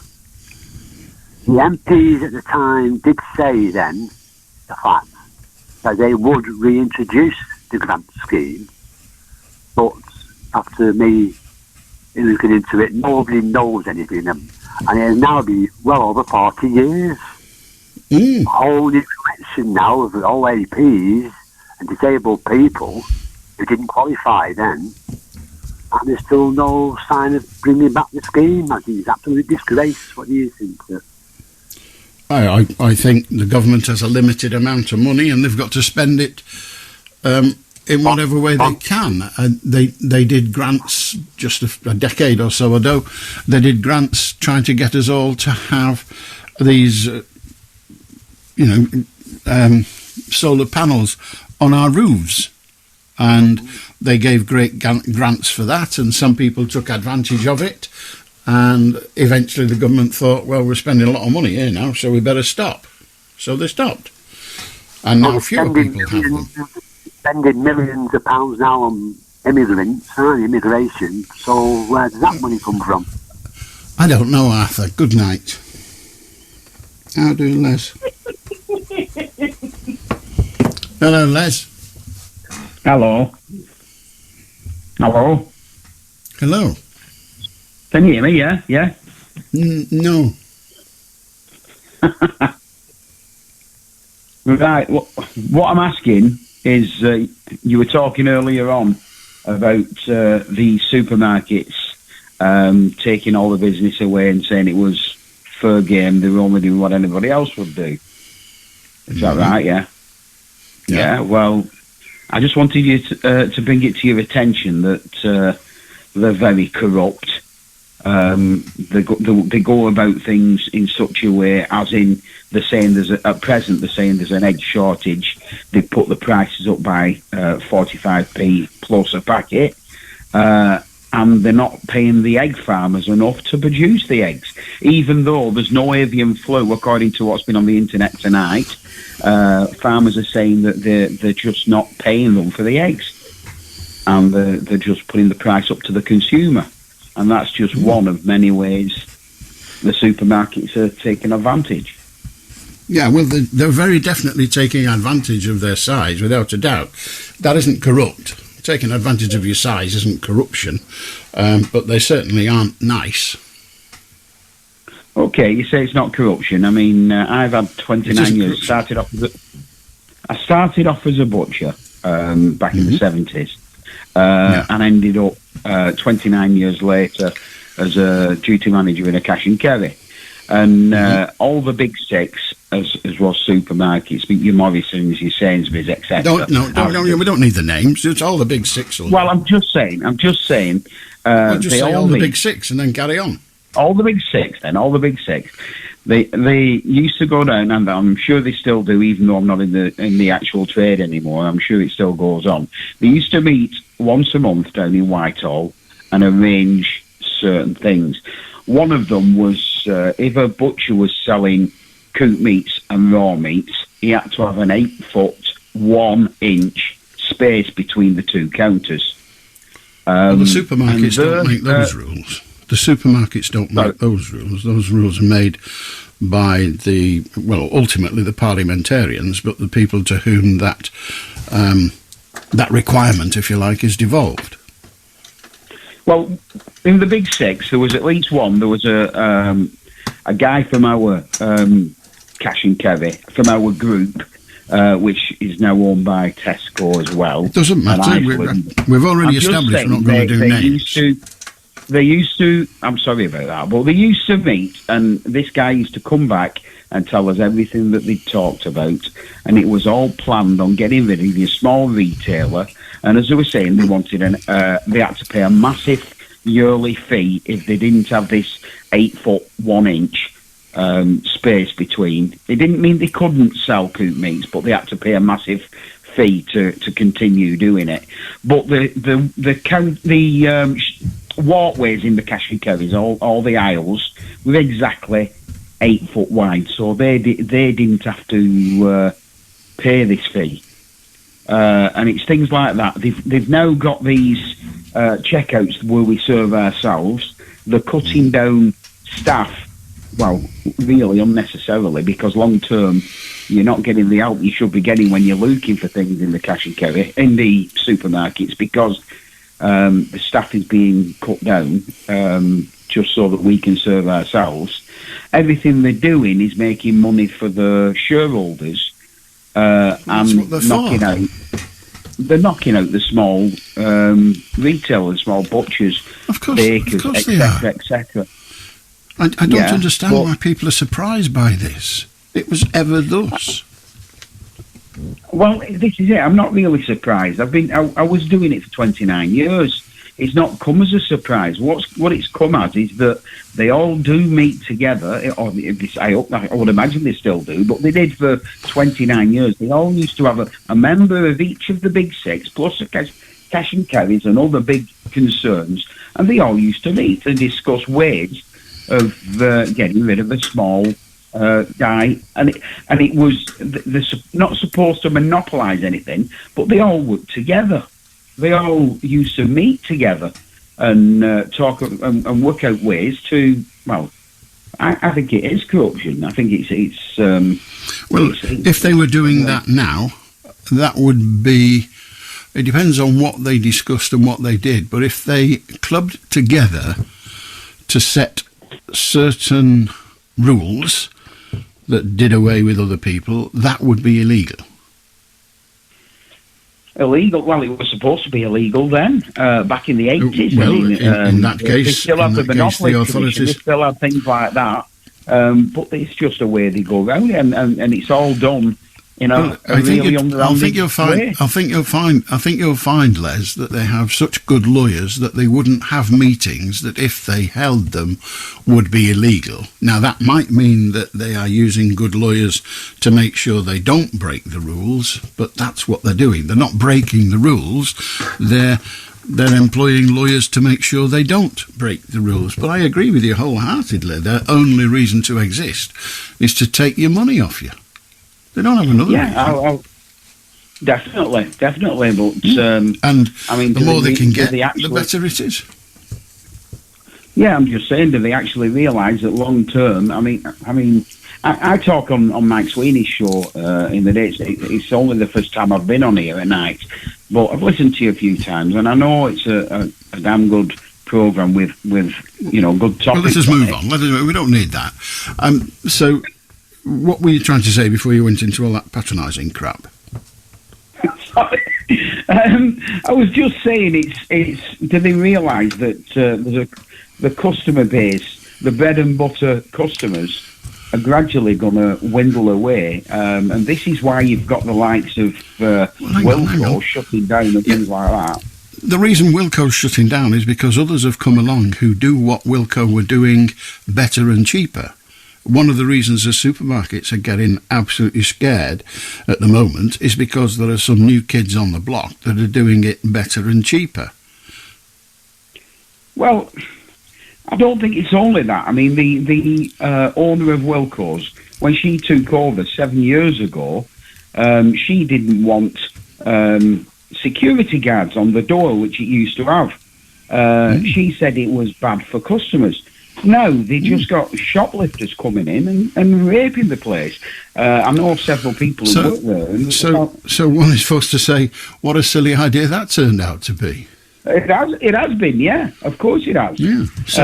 So again, they're not infallible. I mean, I really don't understand why people can't grasp that people in business are in business to take your money off you. Of course, nothing else. I used to work for a commercial radio station. The commercial radio station, we did a programme that was very, very successful. Very successful. Yeah. Made a lot of money for the station. And I was talking to the boss one day, and he said, listen, Beswick, if I could get people to walk into our reception and give us money for nothing, I'd just sit there and take it. But they won't. So I've got to give them something. I have to employ gobby-gets like you to talk in the dead of night so that advertisers will want to spend money advertising in your programme. And that's the only way I can get money. If there was a way where I didn't have to do anything for it, I'd do that. But there isn't. They're only interested in your money, nothing else. Everything else is about getting your money. Everything. Even if they're giving to charity. They're giving to charity so somebody will say, I'm going to shop there in future. Yeah, you're right. You're spot on there. I know. I just wanted to get your thoughts on things. Well, my thoughts are that if you're dealing with someone in business, you're dealing with somebody who wants to take your money off you. Well, he should want to grow his business, and when he wants to grow his business so he can take more money off more people. Fair enough, yeah. Right, then, it's been nice speaking to you. And you. Have a good night, Les. How do Sean? Hello, Alan. How you doing? Hello. Awfully well, thank you. Good evening. My topic is sport. Can we talk about that? Whatever you like. So basically, I was watching a game earlier. Game of for what? Ukraine. Have you heard of it? Game for Ukraine. A game of what? It's like a charity match for Ukraine to help people in Ukraine. A charity match of what? Was it cricket, tennis? What was it? No, it's a football match for Ukraine. Football. There, you see, now I know. Football. Right. So, football match for Ukraine. Stamford Bridge, and they were raising money for this school in Ukraine to help kids because it was getting bombed, and they need to build it for the kids for education, and that's what they need to do. Right. And it's very important to those kids in it that they get education. Yes. So, what do you think about it? In what context? So what do you think? Do you think they're doing right for Ukraine or they're doing wrong? Ukraine, the country. Yeah, they're doing right for Ukraine, aren't they? I'm sorry. They're doing right for the country by helping the school. So we're not talking. You've asked me two questions and they're different. What do I think about what Ukraine's doing? It's trying to defend itself. What do I think about the charities raising money for Ukraine? If that's what the charities want to do, it's a good thing. And they keep doing it until they get better schools. Well, yeah, if that's what it takes, yes. Yeah. What team do you support? I don't. You don't like football? Correct. Okay. I'll call you tomorrow then. Okay. Have a good night. How to Richard? Hello. Hello. Can you hear me? Yes, you can. I'm not even going to finish that. I got in my bedroom because I was listening. You're busy tonight, Alan. Obviously. The show's good. Please make a noise so I know you're there. I'm here. You didn't have to say all that. Just a noise. I really. It's better. Exactly. It's been a nice varied show this evening. I had a day off today and I got some shopping done, but it was a really nice afternoon, and everyone I dealt with, everyone was lovely, but it was just kind of bracketed with nonsense on the way there and back. Nothing that I'm bothered going into, just, sometimes it's the journey, getting there and back is the hard bit sometimes it's a pleasure. So I was a bit stressed, and then I get back and there's a work email, and that had me fired up for another 2 hours. I'm like, leave me alone. I don't even work today, But then I turned the radio on to listen to you guys, and it wasn't quite picking me up, but, I was starting to be cheerful. But then the calls since I've rung in have been much different, much more varied, and there's been some of the happy chappies that I hear quite regularly, and been much nicer. But what I did was just get into what I wanted to hopefully talk to you about, was, what people need at the moment then is shortage of money and healthy everything, food, etc. They need, stuff to do for free would be good, days out for families, for anyone. For anyone at all. One's a museum and one's a community farm. And they're both free access, and they're both really good. And I know you definitely know about one of them. I'm sure a lot of Mancunians do, which is the People's Museum, which I've been going to for years. And when I was studying, I went there a lot to research. I didn't need to go anywhere much else for research, for writing about social history and all that stuff. It was fascinating. And the children really liked it, that place. We went there lots as well. I've taken loads of people there, visitors from, London and whatnot. No one has ever come out of there and not been amazed by it, I think that's a strong statement. I mean, you can't back that up. Okay, I'm speaking, yes, not for the entire population of the Earth, but for the people that I've taken there. Well, and possibly, Alan, they were just pretending, perhaps they were feigning enthusiasm. Well, no, I'm not suggesting. I'm not suggesting that the people you went to the museum with didn't enjoy it. It was when you said nobody comes out of there who hasn't enjoyed it. I feel sure there must have been at least one person. Out of the people that I accompanied or that I directed, not one. Yeah, which is pretty good. That's 100% of the people surveyed. Yeah. So I've probably over the last 20 years, I've probably taken a lot of people there. Really, Alan. Really. I'm not saying it's the best museum in the world. Anyway, that's a minor point. But I know you like minor points. There's always a mirror, Alan. There's always a mirror. The community farm is, it's in Wigan, but I didn't even know. I've lived it 20 years, like I say, and I've got, my family is descendants and ancestors in Wigan. I just happen to be born elsewhere, like me. Oral. Have you heard of Oral in Wigan? It's almost in Merseyside. It's just right on the edge, near Billinge. Have you heard of that? Where? Say it again. Oral. O. Yeah. R. Right. I never have, because it's I know Oral quite well. Oh, you do, because it's the other side of the motorways. It's quite well to do. It's mostly retired. Depends which side of the motorway you're on, as to whether it's on the other side. Precisely, yes. Well, this is on the other side, evidently, Alan. Evidently. Other side of what? From what? I just said the motorway from the town. Yeah, the town itself. But which you say it's on the other side? If you're travelling from Wigan, you would cross the motorway to get to the area. If you were coming from Merseyside, from Skem or St Helens, I suppose, you wouldn't need to cross the motorway, But that's a matter for Google Maps. But yes, it's free to get in, and there's animals there. They're all rescues, all the animals. And there's different things you can go around there. There's a cafe there, which is really quite nice actually. There's like decking, you can sit outside. Not the cheapest in the world, but it's not shocking. Like, I do there sometimes, you know. I took my son up there, and my daughter's keen to go up there, and other people. But there's lots of volunteers. Obviously, it's not volunteer-led, but there's plenty of them. And there's huge loads of allotments, gardens. It's really nicely kept. There's woods. Like I say, it's free to go in, and there's farm animals if you just walk around. If you've got toddlers. I mean, when I had toddlers, that was a good day with toddlers, a free day I can get to on the bus from Wigan Town Centre, you know.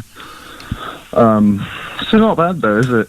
And that's Green Slate Community Farm in Orwell. So I just thought I'd let people know there is things to do out there for free. You have a look online at either of those places and you'll see they always have events and loads of stuff. So what I'm trying to do, Alan, I know you're not in that mood, but I just try to remind people that there is stuff out there you can do for free if you can afford your £5 day saver, thanks to Andy Burnham and whoever else sorted that out. A lot of people, I should think.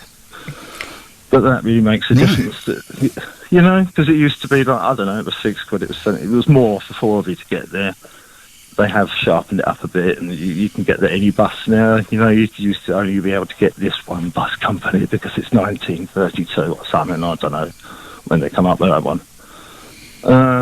So yeah, things are a bit easier actually in some regards. So yeah, sorry, should be hopeful.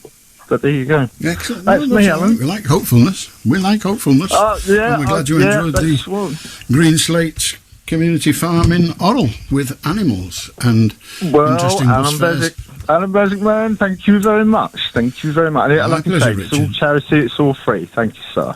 All right, bye-bye. Do have a good night. 0800 218 2255. Sam's next, but we got Texas first. Summer Sun, which is jolly good. 0800 218 2255. How do, Sam? Hi, Alan. You all right? I'm very well, thank you. Good. I was going to talk about how to tackle mold, like the best way to tackle mold. But then one of your callers talks about if there's life outside our planet, and I believe there is, and I believe there is because of 2 reasons. So I was going to just say them 2 reasons, if that's okay. Yeah, go on. Yeah, okay. So, as far as... Hello? Well, that went well. Perhaps the spaceman have got him. That was weird. Sam, you need to ring us back, mate.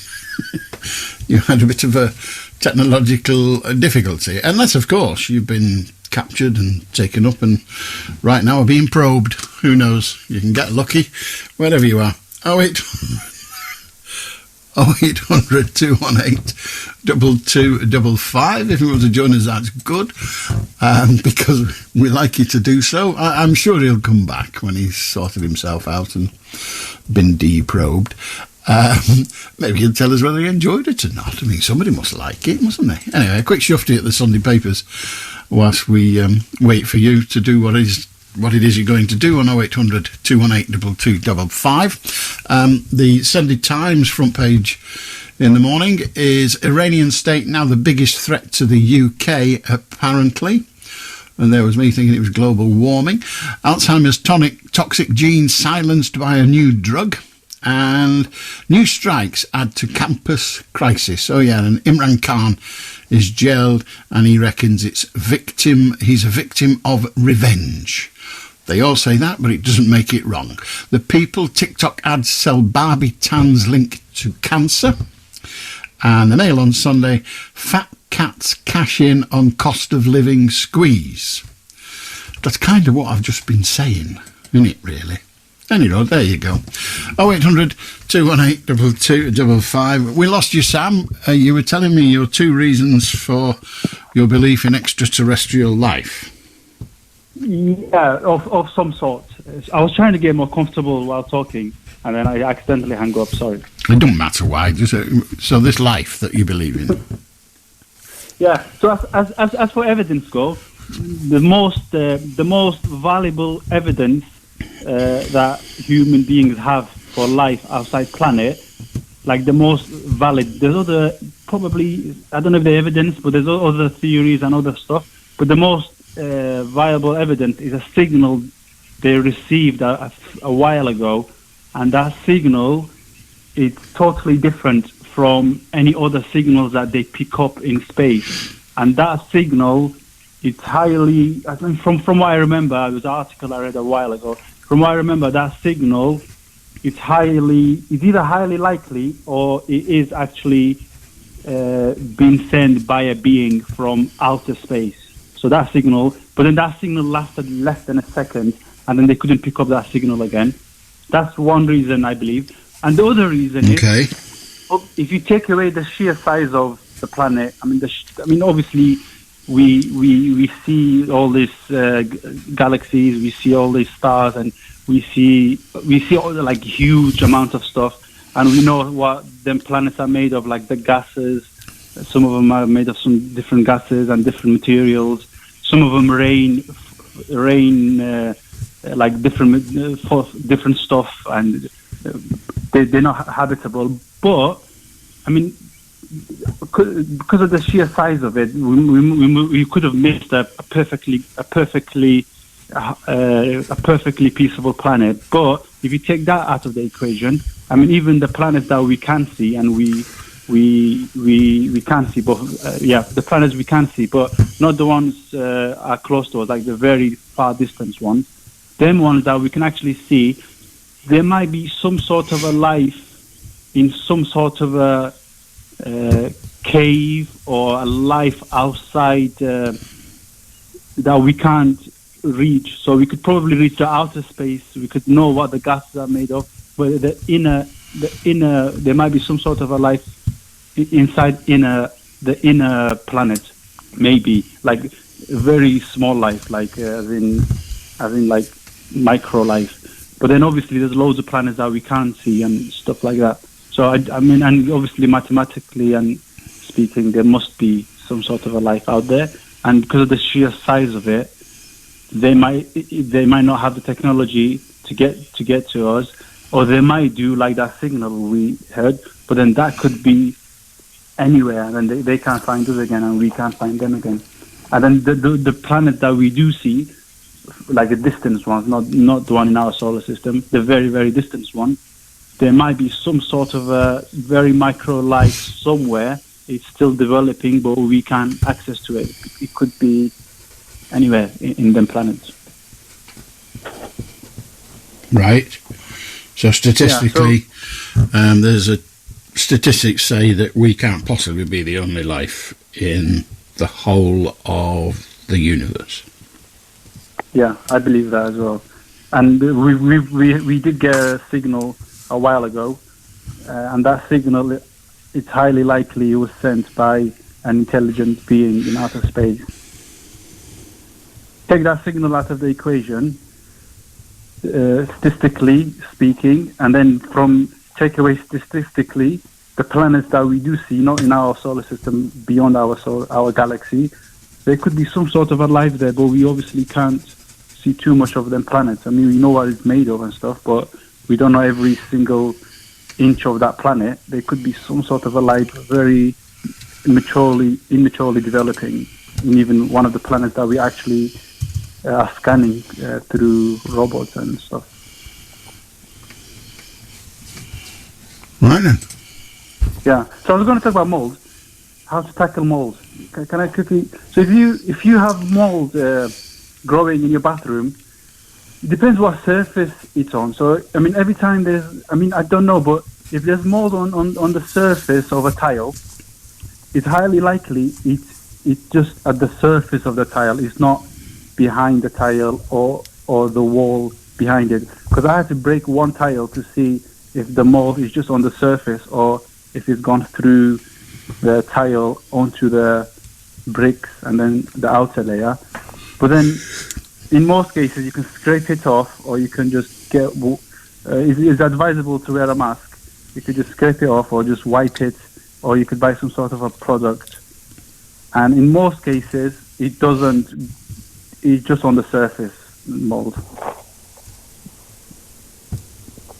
Just a DIY trick for the listeners. Right. Yeah. So if there's So mold, you can just wipe it off, and then it's not mouldy anymore. Yeah, if it's on tiles. If it's on your ceiling, you can scrape it off, or you can buy equipment. But it's for most cases, it's just on the surface mold. So the danger is if you wear a mask and gloves, you can tackle it. And for most cases, as far as I know, it doesn't go beyond the surface. As far as you know, what's your expertise? Because I tackled some mold the other day, and that's your expertise. You did yes, some. my experience. So right. So that's rather limited, isn't it? To base the whole of the world's mould on your wiping it off a tile. Yep. Yeah, but then I had to learn how. If I engaged an expert, and when he arrived at my home for whatever, and he said, let's say I got an electrician to come and rewire the house, and I said, what experience have you got? He said, well, I changed a bulb once. I'm not really going to have a lot of faith in him or her. Okay. Okay. So your expertise is you're making recommendations about what to do on mould on the basis of wiping some off a tile. Don't break the tile. Just wipe it off.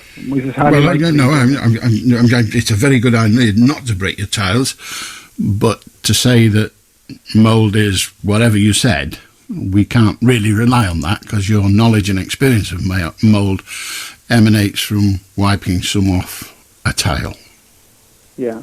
In my case, there was no mold behind the tile. So it's well, indeed, but what we're establishing, Sam, is that you aren't really in a position to advise people how to do with it. That's true. But I am in a position for another DIY tip. If you have bubble, will you be as authoritative on this new one as you were on the mould? No, this one is 100% because I did that today and it worked 100% without any. So if you have a textured ceiling, bubble ceiling, and you want to get rid of it, you could buy this product where you could spray it on and leave it for 10 minutes. It's fairly expensive. Or you could get wallpaper paste. You get wallpaper paste, you brush that on there, and then you put some newspaper or any sort of paper on there. You leave it for a couple of hours, maybe overnight, and then you will literally you can with very easy, you just scrape it off, and it just comes off very smooth, very nicely. The textured feeling. Oh right, and that would do it. What if the bubbliness on the ceiling isn't wallpaper but anaglypta? I don't know. Mine was super hard. No. Remember, you're giving advice here, and we've already established that your advice on mould is very, very, very, very, very, very, very, very, very, very, very unreliable because you've wiped some off one tile. And now you're telling us how to get rid of a bubbly ceiling, and you have no idea as to whether somebody is trying to get rid of a bubbly ceiling that happens to be anaglyptus, and you've got them gluing wallpaper to the ceiling. And that's not really going to work, is it, with anaglypta? I don't know. Yeah, probably not. But do you know what anaglypta? Do you know what anaglypta is? Let us test your DIY knowledge. Do you know what anaglypta is? I haven't got a clue. What it is. No, and that seems to apply to everything you've said since you rang. Do have a good night. How do, Tracy? Hello, Leo. How are you doing, Alan? Awfully well, thank you. I was listening to you, but don't take this the wrong way, and I fell asleep. So I thought, yeah, it's all right. Anyway, I was listening to it now after. No. And I fell asleep. I've been dying to say this, but I know. But you know what it is? I just get caught up with all craziness. I mean, that dude, I've just come from space. There's nothing out there. once you get past all bloody solar rubbish, there's nothing there, is there, Alan? I've no idea. I've not been. Oh, well, he has. Alan, you know the dude that rang you up about supermarket? Mm-hmm. Well, you know, originally, when they brought the card out, it was meant to give you points. And you know what points makes? Why then, you know? That was the idea. Now, yeah, and, by the way, they come over, they get a big piece of land from the council. Oh, it's making jobs, we're creating jobs, a bit like British Rail, we're creating jobs, you know. I mean, who do you blame? Do you blame the government? Or do you blame the big corps? And they come along, we're creating jobs to get all this done, and we're in a decade, they're on a skeleton staff, you know. And now, today, they're charging two prices because they've glorified the club card so you can have it cheaper. And that's the only price you see, you know. That's the one in the big yellow square. The price you're actually paying is a little one, you know, the little one in the white and black, the small print. You're being, you know, that man's quite right, Alan. We are being screwed. And I look at that building, and you say to me, you say, nobody can do anything. Well, they can. I know my council can. I know that this turf can... You know, Alan, there are some brilliant independent businesses in this town, and the reason the prices have gone through the roof is because they've been pushed. It's wrong, you know. I mean, I'm not saying these big corps don't have a right, but I tell you what really boiled me bacon. Co-op are doing it now. The co-op. My nana would turn in her grave, yo. She'd be, oh, Calad, what? You know what I'm saying? Wrong, Alan. And you say, oh, it's okay because that's what they do. It's not okay. I didn't say it was okay. No. I didn't say it was okay. I said it's inevitable. No. There's 67 million people on British, you know. 17 million have a club card for damn Tesco. That's Monopolies Commission. It's breaking law. Two people from the same town. I mean, what's different about you? Tracy. Oh, no, calm down, haven't you? No, don't calm down. Just stop libelling Tesco. Good night. Tesco is an honourable trader. It is not breaking the law. How do Stephen? Good evening, Alan. Hi. About Ukraine and Russia, I've been reading some artifacts about Putin's right-hand man threatening nuclear fire, as he calls it, sort of using nuclear bombs against Ukraine if they make further advancements into Russia, whichever. I think it's one of them stalemate situations where propaganda's kicked in here, and these idle threats that we get, you know, from either parties, i.e. Putin and his right-hand man, threatening for global nuclear war, you know. I find that well, first of all, you started out saying his right-hand man was threatening it, and then you said Putin and his right-hand man are threatening it. Well, the only person who's threatened it is his right-hand man. That's the man that's doing it, yeah. Well, then you went on to say that Putin and he have threatened it, and Putin hasn't. Putin has reminded everybody that he's got nuclear weapons, but he's never said, I'm going to use them if. He doesn't have to, because he's got his right-hand man to do the dirty work. But that may be so, but you said that Putin and his right-hand man said it. They didn't. His right-hand man did. Well, no, it may well be that he is mouthing what he's told to mouth by Putin, but if he is, fine. I'm not saying it's fine in terms of that's a good thing. I'm just saying that if you want to say Putin did it, then you're wrong. Well, Putin is part of the agenda, isn't he? Putin. He's part of the what? Part of the big issue between the war and and this conflict.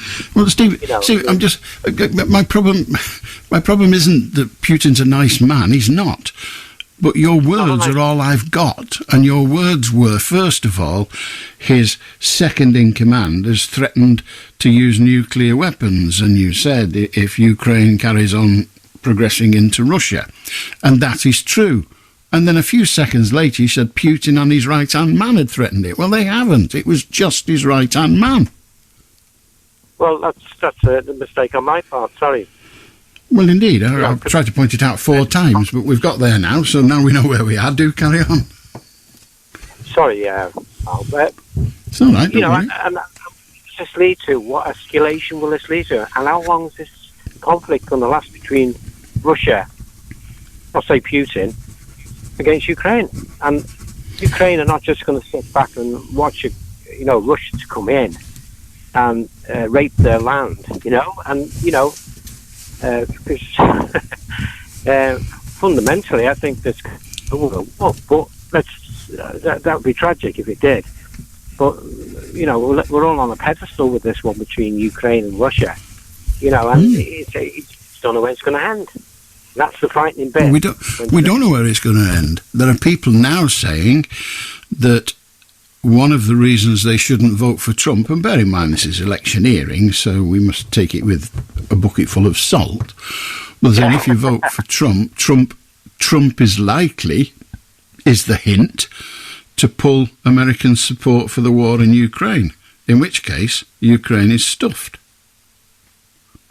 It's funny that you said that, Alan, because I remember I think it was a bit of a quote from Trump that he said he could curb that war between Russia and Ukraine. And I think a man of his caliber, you think, if he'd have still been president, would between Ukraine and Russia, it makes you wonder, if this man would have some bearing influence over over what's happening now, where Biden tends to be a weaker force, weaker president, and it makes you wonder. I don't know whether he's a weaker president because he's helping a foreign nation in distress. Perhaps he's a stronger one and a less selfish one. There are many, many ways of interpreting a politician's actions. I mean, our government is doing exactly the same as Biden, but to a lesser degree because we're not as rich as America. The same goes for Germany, the same goes for Spain, the same goes for France. Well, they're not all led by weak people. So, possibly it's that they think they should, with honour, defend Ukraine, and maybe the suggestion's been made that if Trump gets elected, he will be less keen on sending American money to help Ukraine. Now, I don't know, but that's what's being suggested. There's no answer to this one, is it, at the moment, because we haven't got an answer. That's the problematic issue that everyone's asking that daunting question. When will it end? Well, the trouble at the moment is they're both parties, Ukraine and Russia, are taking non-negotiable positions. And until one of them gets the upper hand militarily, or they both get fed up of it, like the First World War of Germany and the Allies, then it will carry on. And at some point, something will give. Every war ends. Even the 100 Years' War came to an end. Took 100 years, but it came to an end.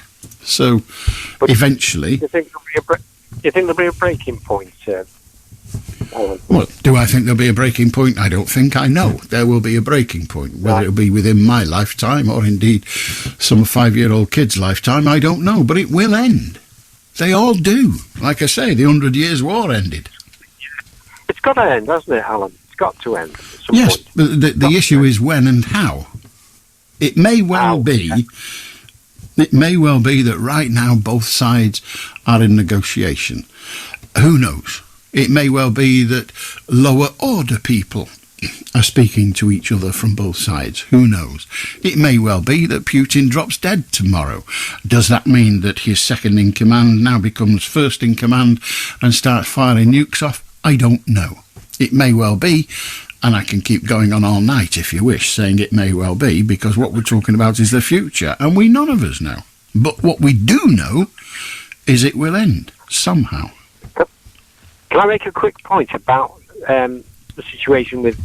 I feel sorry for people. You know, I'm going on a different tangent. Sorry, mortgage owners. You know, people, and they are literally getting screwed. I mean, with the interest rates at right at 5%, I feel sorry for these people who, you know, attempting to buy property and one thing or another, and the mortgage rates have gone up phenomenally high, and I feel sorry for them. They are getting screwed. And indeed, you know, but the trouble is, they believed the lies. They actually believed that mortgage rates would stay around 5% and have no knowledge of history when they were 20% not that long ago. You know, when you think the length and the bank of this country and the properties, you know, how much they are worth. I was reading an article the other day. We're not talking millions. We're talking trillions of pounds worth of properties throughout the length and breadth of our country, you know. You get inundated with this 5%, and people try to buy their houses, you know, especially young folk, you know, and they get, it's going to be an impossibility for them to buy houses. Another point of issue is, I've noticed as well, a lot of the houses that are being built are all on freehold, not on, not freehold. They're on the 99-year dot lease, you know, and a lot of these people who's coming in from abroad, say for example, are buying these properties that's going up in the thousands, and they're on this 99-year dot lease, you know. I mean, I own my own property, but the thing is, I feel sorry for the people who are buying, you know. It's daunting, you know. I feel sorry for them. You feel sorry for them, but the high interest rates mean that your pension, be it work or private, will be doing rather nicely, thank you very much. The state retirement pension, I think it's September when they decide. If the inflation rate in September is 9%, which it very well could be, then in April the retirement pension will go up by 9%. So, yeah, young people are getting screwed, but the pensioners might do all right out of it. It could be, because, you know, there is channels where you can get what you call pension credit, you know, and if you do it the right way, which is the way I did. You can only get pension credit if you've got no money. Well, it's £159 extra a month. If you, that's maybe a bit of useless information, but on top of what state pension that you do get, I think it's 815 plus 159. So that's an added, you know, tier income, whichever or whatever. But you know, if you do it the right way, you can you can qualify for that, and it is out there for many people to apply for, and it does help a bit. So yes, it does. But what I'm saying to you is that if the world carries on going to hell in the handcart that it's supposedly going on to at the moment, then people who have money in the bank and are relying on it for their retirement will be getting a decent rate of interest instead of 0.1%. So a bank's got £1,000 of your money, they're giving you a penny. Well, there's an interesting point of fact that's just come to light with as far as taxation. If you got anything somewhere right around about 8,000 plus, it could be subject to tax. You know, you've got to be careful here because, you know, I mean, £8,000. I mean, yeah, it could be subject to tax, and I think it will be. But you've just got to play accordingly. You've got to be crafty. You've got to be crafty with your money. I am. I'm very crafty. But you've got to be. You've got to make money work for you. You have, but it's very hard. It's very hard to make money work for you when interest rates are 0.1%.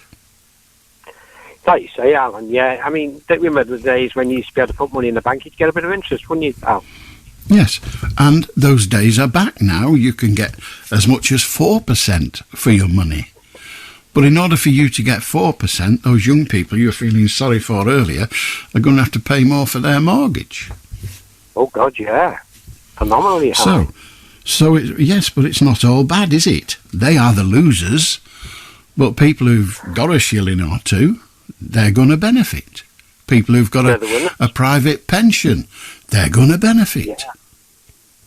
So, Alan, you know, everybody talks about how much they've got to pay, but what about the rest of society who is not actually living on the breadline and is investing in businesses and things and getting sod all for their money? Yeah, it makes you.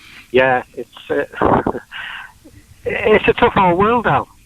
It's Never thought it was otherwise. But you know what? I'm thinking it's a great country, this, but it's a country that you wouldn't starve in. You wouldn't think so, would you? But it's. I would find it very difficult to believe that someone starved to death in this country, because I don't think that would happen, because there's so much help out there. It has happened, but not often. Unfortunately, yeah.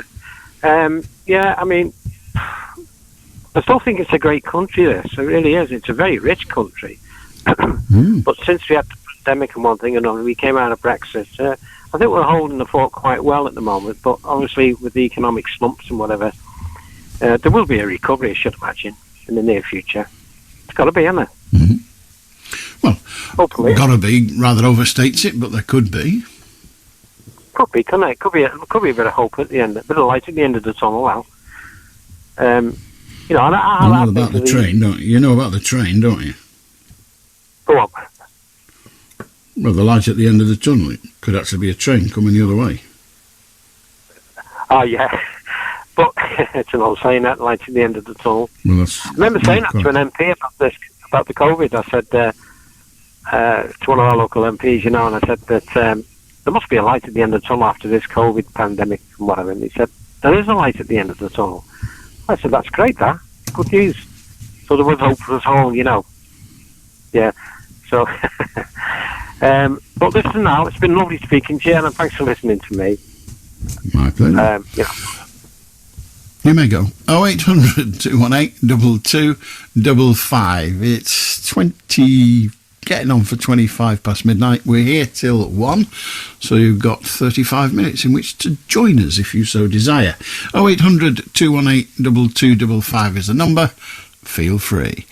And, enjoy. It's your game when all's said and done. Here's Kate Bush. She's all right. Oh yeah, newspapers tomorrow morning. Well, this morning now, isn't it? The Observer. I don't mind getting older, said Chrissy Hind of the Pretenders. Good. And the Pretenders front one answers questions from readers and Paul McCartney, Johnny Marr, Stella Creasy, Ronnie Wood, Don Letts. Are they saying that she's answering questions from them, or is she saying she's answering questions and also are Paul McCartney, Johnny Marr, Stella Creasy, Ronnie Wood, Don Letts? No, I have no idea.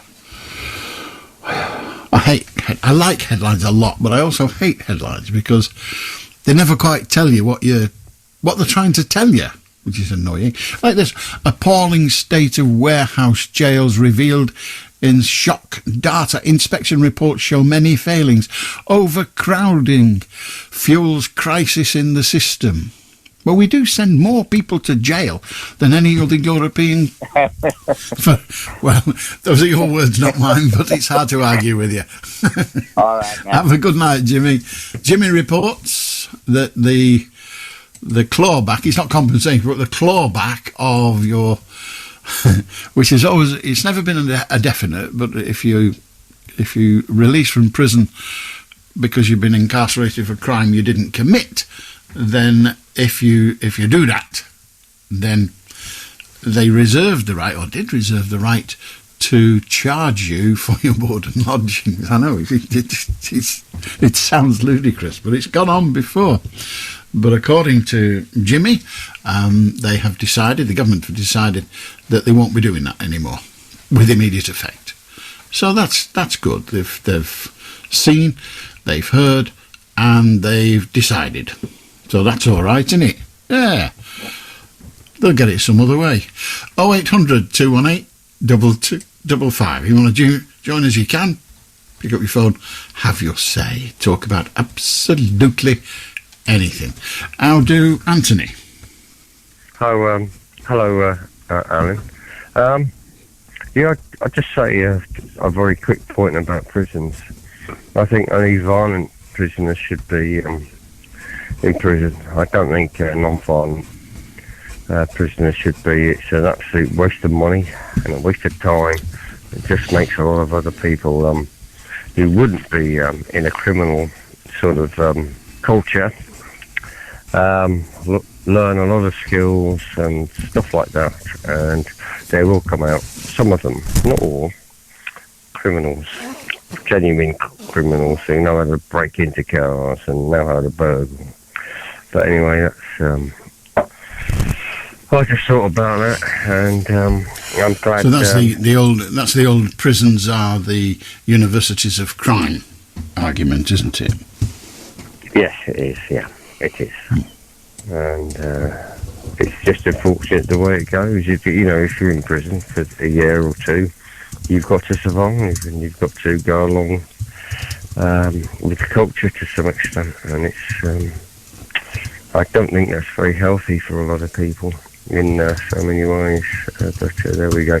Anyway, on a more positive note, I was ringing up about Neil Innes, and I've just been listening to one of his albums, and it was an album he signed for me about 8 years ago. He was at the Unity Theatre in Liverpool, and he was very generous with his time, with the fans and people like that. I'll just say this for the record. I was in the queue. People were taking photographs with him and stuff like that. I wasn't bothered really. But I was at the end, and I was going to buy 2 of his CDs, which he'd had out then, and just realised he didn't have any money on me. So I said to him, I'm sorry, Mr. Innes, I've got to go to the cash machine around the corner. And he said, oh yeah, don't worry about that, I'll wait for you. Yeah, he had his wife helped him out with selling merchandise and stuff like that, which was kind of a nice touch. So I went round the corner, took about 5 minutes, came back with about 50 quid. And no one else was there other than his wife, and he signed the 2 albums, and he said, Anthony, you can have these for nothing on me. And thanks for coming to the show. And I wish I'd written to him while he was alive, just to say thank you for his kindness. And, I liked a lot of his songs, and the Rootles film. And, You mean the Ruffles? No, the Rootles. The sort of... Was that the mock Beatles sort of thing? Yeah. Neil Aspinall, the Beatles manager at the time. Right. I've always called it the Ruttles, but you're probably right. Yeah, it is the Ruttles. And he put Not the Rootles. Documentary. Yeah, Hang on, I'm confused now. A few seconds ago you were saying the Rootles. It depends which part of the country. Within this part, so let's do it where we are, rather than wondering. Listen, they probably pronounce it something else in Swahili. I don't know. Maybe they don't. But which way is it? The Ruttle where we are now here geographically? Is it the Ruttles or the Rootles? It's definitely the Ruttles. Right. Okay. Let's go with that then, because it was based on it was like Rutland, wasn't it? Okay. He won't care anyway. He's been dead for 4 years. But this is my role in life, to confuse people. Well, that's your job. You have a lot of fun doing it. I think I just said that. Honestly. Did I? When you get to my age, in the late 50s, you get a bit senile, Alan. Something to look forward I'm to. I'm 74, so it probably it's not happened to me. So it must have been maybe just been singled out. Well, I'm 74. Anyway, I liked I saw him first at the Adelphi Hotel at one of these Beatles conventions, and he did a few songs from the Ruttles, Why was he at a Beatles convention? Well, thing is, Paul McCartney, firstly, he produced one of the singles for the Bonzo Doodah Dog Band in 1968. I'm the Urban Spaceman. Indeed. And, but I don't understand why Neil Innes, who wasn't a Beatle, was at a Beatles, whatever you just said, convention. Right. Well, okay, and also he attended some of their recording sessions in the late 60s. I Want to Tell You. That'll do as an answer. Yeah. I'm happy with that. I was just wondering. Yeah, but the thing is about the Russells film, it's based on the documentary Neil Aspinall did, called The Long and Winding Road, and it was never shown. I don't think it's ever been shown. It became the Beatles anthology in the 90s. But they were obviously mates, Neil Innes and company, with the Beatles, even in the mid-70s, when the Beatles weren't so matey with each other. And they did a copy or two of this film for Neil Innes and friends. And they did this kind of, I still think it's very good. The spoof version of The Long and Winding Road by the Beatles. All the four Beatles really enjoyed it, so it's probably absolute piss take, but they never took themselves too seriously, the Beatles, and of course the Bonzo Doodah Dog Band didn't either, which is good in this one. Okay, I'll leave it there. I'll let you get on, Alan. Thank you very much. You woke me up then. Do have a good night. I'll do Gary. Hello, Alan. I just wanted to see what you think about fantasies. Well, I don't have a collective view of fantasies.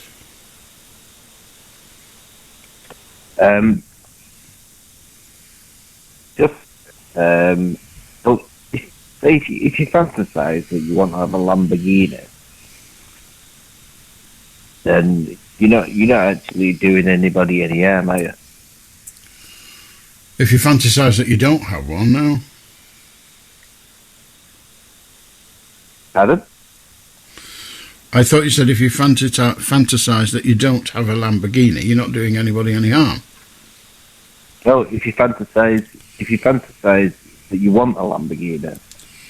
That you want one. You don't have to fantasise that you want. You can want something without it being a fantasy, can't you? Yeah. So, for it to be a fantasy, you'd have to fantasise that you've got one.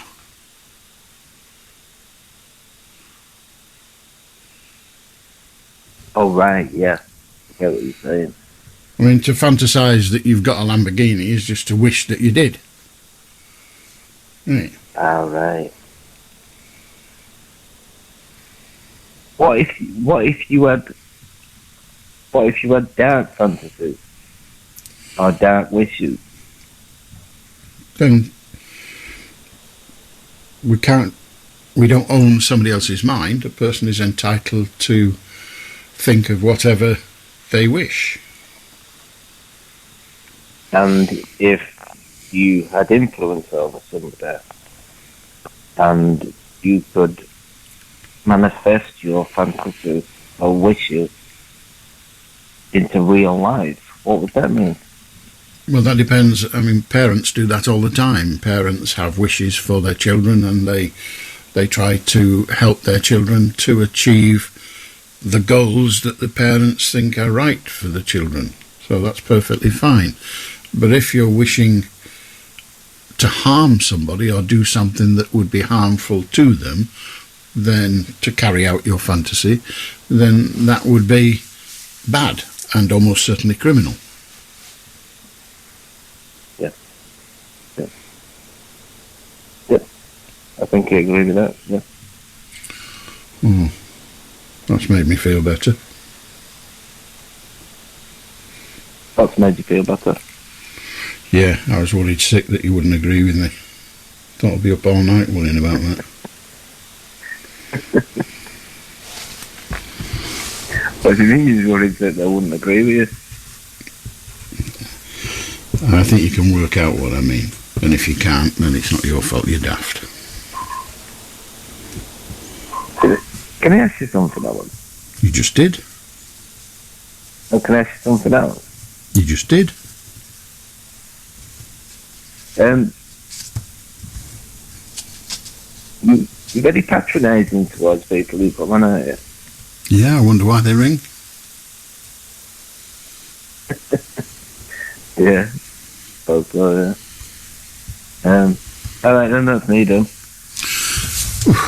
Right, okay. It's sad it's come to an end, but there you go. We all have to live with pain. Have a good night.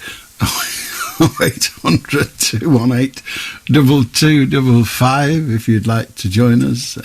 You're very, very welcome. Dear God. I can't find anywhere. I will. It'll be on the news tomorrow and everywhere else, but I can't find anywhere that a government minister has said what that gentleman said earlier about board and lodgings. But I'm sure, you know, it's just because I've not looked in the right places, but I have been trying to find out. How do Joe? Hi, Al. How are you? I'm very well, thank you.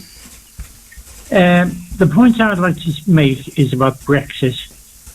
I think the British public have been totally kidded by what we've been told.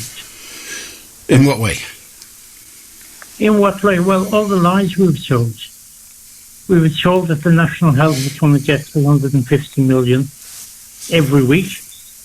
We were told that food would come down. We were told so many lies. We were totally and utterly kidded. And nobody is taking responsibility. It's just been wiped under the floor, under the carpet. I don't know how you feel about it. I'd like to hear your reaction on that. I don't feel about it at all, really, because whenever I hear somebody say this is what will happen in the future, I just think, you don't know that. Yeah, but we were just sold a complete dummy. I mean, next year we've all got to get visas to go to Europe on holiday. Do you realise that?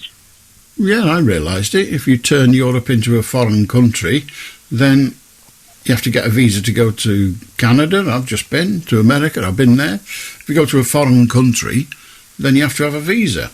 And if you go to a country that you've got an agreement with that you won't have a border, then you don't have to have a visa. And we decided that we don't want to be able to travel about Europe willy-nilly. We'd like, quite frankly, to have a visa. But don't you think we've been hoodwinked into it all? Well, really and truly, you know, come off the fence, Alan. You know, I'm not on the fence. I honestly think we've been hoodwinked into it all. Well, I really do. Well, you're entitled to that view, and I'm not going to try and dissuade you from it. I mean, if we had a referendum tomorrow, what do you think the results would be? I have no idea. Oh, well, we'll leave it there, Al. I think we've been choking. Okay. What do you think? What do you think would happen if we had a referendum tomorrow? The majority of would go back into Europe. Well, you're always better. Do you think? The point I would like to make is you're always better being in this. Sorry. Do you think if we had a referendum tomorrow that there wouldn't be another group of people, or possibly the same group of people that you accuse of lying, would lie in a convincing way again? Yes, definitely. And do you think the public would be hoodwinked by those lies again? No, I think the public would realise, what have we done? What have we done? I mean, the majority, it was only 2 or 3%. The difference between staying in Europe and going out of Europe was 45, 48, 51, something like that, wasn't it? Yeah. I really think we're, I don't know. I think we're a poorer society altogether. Well, 48% will be saying, told you so. 48% says, sorry, 48% says, sorry, I didn't get that. Well, you said that 48% voted to stay. Yeah. To stay. And the other 50 whatever percent 51 voted. Or 52 or whatever. Well, it'd be 52 to make the numbers balance. Voted to go. And so now the 48% are saying, I told you so. It was all based on lies. It's all based on lies. 350 million a year coming back, a week coming back to the national health. But why was anybody stupid enough to believe that? Well, obviously, 52% of the population believes it. Well, I'm not asking you the percentage. We've done that a couple of times. I'm asking you, what do you think it is that caused 52% of the of the electorate to believe that all that money would go to the National Health Service and that immigration would stop immediately? Unfortunately, immigration hasn't stopped immediately. Well, I know, but I'm asking you, why do you think it is that people believed that it would when they were told it? Predominantly. There was quite a few facts. Well, there was quite a few lies that were told. They were told that food would be cheaper, everything would be better, we'd make a lot more trade deals with America, with everybody else. Where were all these trade deals? They haven't materialised, have they? No, but it's people were telling you what would happen. But unfortunately, the public forget frequently, and I say it all the time on this programme, that the future is not yet decided. And when you say to me, what would happen in a referendum if we had one tomorrow, and you're dissatisfied when I say I don't know, it's because I don't predict what will happen in the future because I don't know, and I prefer not to guess. So, do you agree that it's been good for Britain or bad for Britain? It's impossible to judge, because what we don't know is what would have happened if we'd have stayed in. One of the things that's done serious harm to our economy, of course, is COVID. And that would have happened anyway, probably. And we may well have dealt with COVID in a different way. I don't know, and we'll never know. No, I can appreciate that. I can appreciate what you're saying, but in my opinion, I think we made the wrong decision. And we're that's fine. And I'm not trying to change you from that point of view. You're fully entitled to that point of view, and you may even be right. What do I know? What do I know either? Well, yeah, okay, but you have a view, and I try not to have them because they're just sticks to get it with. Yeah, definitely. But, have a good night, Joe. Perhaps I should say bonsoir, just to make you feel better, but do have a good night anyway. 0800 218 2255. It's very nearly 5 to midnight. No, it's not. It's very nearly 5 to 1. And, excuse me, if you want to join us, you can pick up your phone and you can talk about absolutely everything and anything. We've talked about net zero, which I tried to explain and made a dog's dinner of, almost certainly. We heard the sad story of a dog handler injured by a police dog handler, injured quite seriously by her own dog, which is fascinating. Bob quite rightly pulled me up. He thinks I said all scientists hold the view that global warming is caused to some extent by man, and I think I said all Earth scientists, but I might not. We had what did we have? We had quite a thought about local shops. I've not had that conversation for donkey's years. Local shops.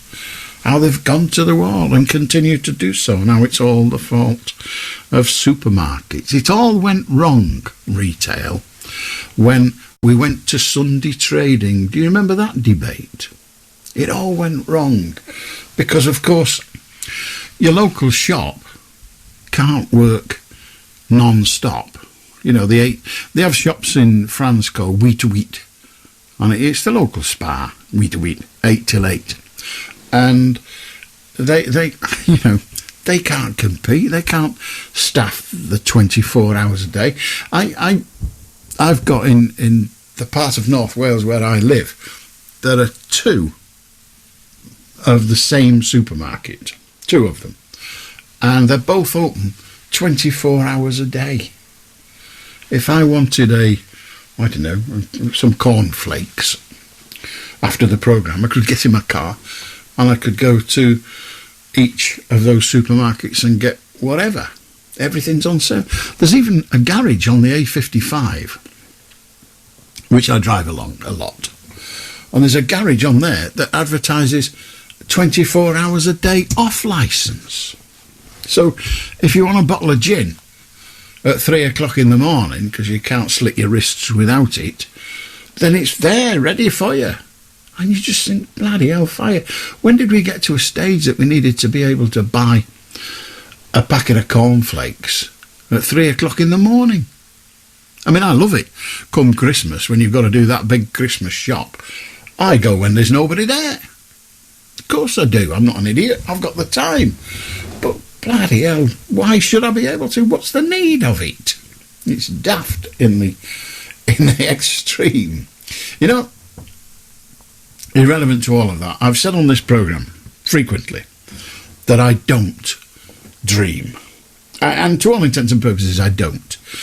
Except I know that everybody tells me that I do, and I'm happy with that, because it's whether I remember that dream or not, and I very, very rarely remember the context of a dream. But I woke up the other night, and I know that I dreamt a smell. Stop it. Not that.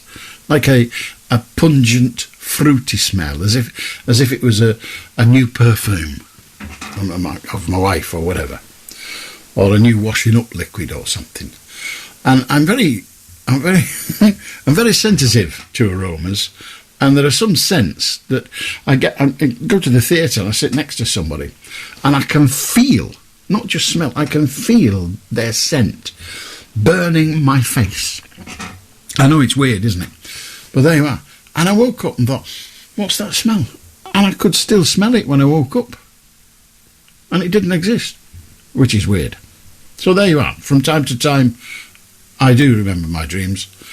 I suppose that one could have been described as a nightmare. But the interesting thing is then I was thinking, poor blimey, and my face was going, and there was no smell at all. Well, no new one. So that was weird. How do David? That is amazing. Yeah, that's fantastic. Thanks for that. I really appreciate that information. You know, that's amazing. What would you like to talk about, David? Just about how much COVID is doing my head in, you know what I mean? That's all I'd like to say is basically, you know what I mean? I'm sick and tired of people talking about it, blah, blah, blah, COVID this, post-COVID that, and, you know, it's all worn us all down, and we're all fed up, you know? Well, you see, we've not had a proper war to talk about, you know. I mean, the generation in front of me, all they ever talked about was the war. And all we've had is COVID. The war, yeah, the war. Well, oh my God, I could talk to you for hours about the war. But then I might be saying, well, come on, all they ever talk about is the war, for God's sake. BBC News at 1 o'clock, this is Annie Green. People who have been wrongly convicted of a crime will no longer have their living costs covering their time in prison docked from compensation payments. The government has scrapped a rule which was introduced in 2006 with immediate effect. It follows the case of Andy Malkinson, who was cleared of rape last month and released from prison after 17 years. He told the BBC the change in guidance was welcome. The guilty don't pay, Why should the innocent? It's a step in the right direction. There's much more that needs changing too. You know, you don't want to put just a sticking plaster on something that's mortally wounded. It needs much more. The Ukrainian President Volodymyr Zelensky claims Russia has attacked a blood transfusion centre in the northeastern city of Kupiansk. He said a guided aerial bomb struck the building and that rescue workers were putting out a fire. He said a number of people had been killed and wounded and described it as a war crime. More than 50 supporters of the former Pakistani Prime Minister Imran Khan have been detained around the country for protesting against his 3-year prison sentence for corruption. He urged his followers to demonstrate peacefully, saying he would be behind bars by the time his message reached them. Mr. Khan denies wrongdoing. A spokesman for Pakistan's ruling political party, Senator Afnan Khan, said the former Prime Minister had been fairly treated by the courts and accused him of prosecuting opponents when he had been in office. All of the politicians went to the courts and had themselves exonerated by the court. So now it was his time to basically show to the world that he's innocent. But unfortunately, I mean, it is quite obvious that he's taken benefits illegally through his position as the PM. Social media firms are going to team up with the National Crime Agency to crack down on people smugglers' posts that encourage asylum seekers to cross the channel. Ministers say Facebook, Instagram, TikTok and X, which was previously known as Twitter, are on board. Group discounts, free spaces for children and offers of false documents are among the posts the Prime Minister wants removed. England will take on Australia in their first ever Netball World Cup final later. They beat the defending champions New Zealand 46-40 in yesterday's semi-finals in Cape Town.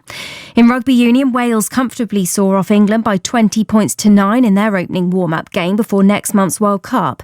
The England head coach Steve Borthwick will name his final 33-man World Cup squad tomorrow. We're still in quite a big training phase. I think the team will start to sharpen up through the next few weeks, and as we play the next 3 games together. And from my point of view, I know I'm looking forward to announcing the squad on Monday, and already looking forward to the test match against Wales at Twickenham next Saturday. And it was another successful day for Great Britain at the Cycling World Championships in Glasgow.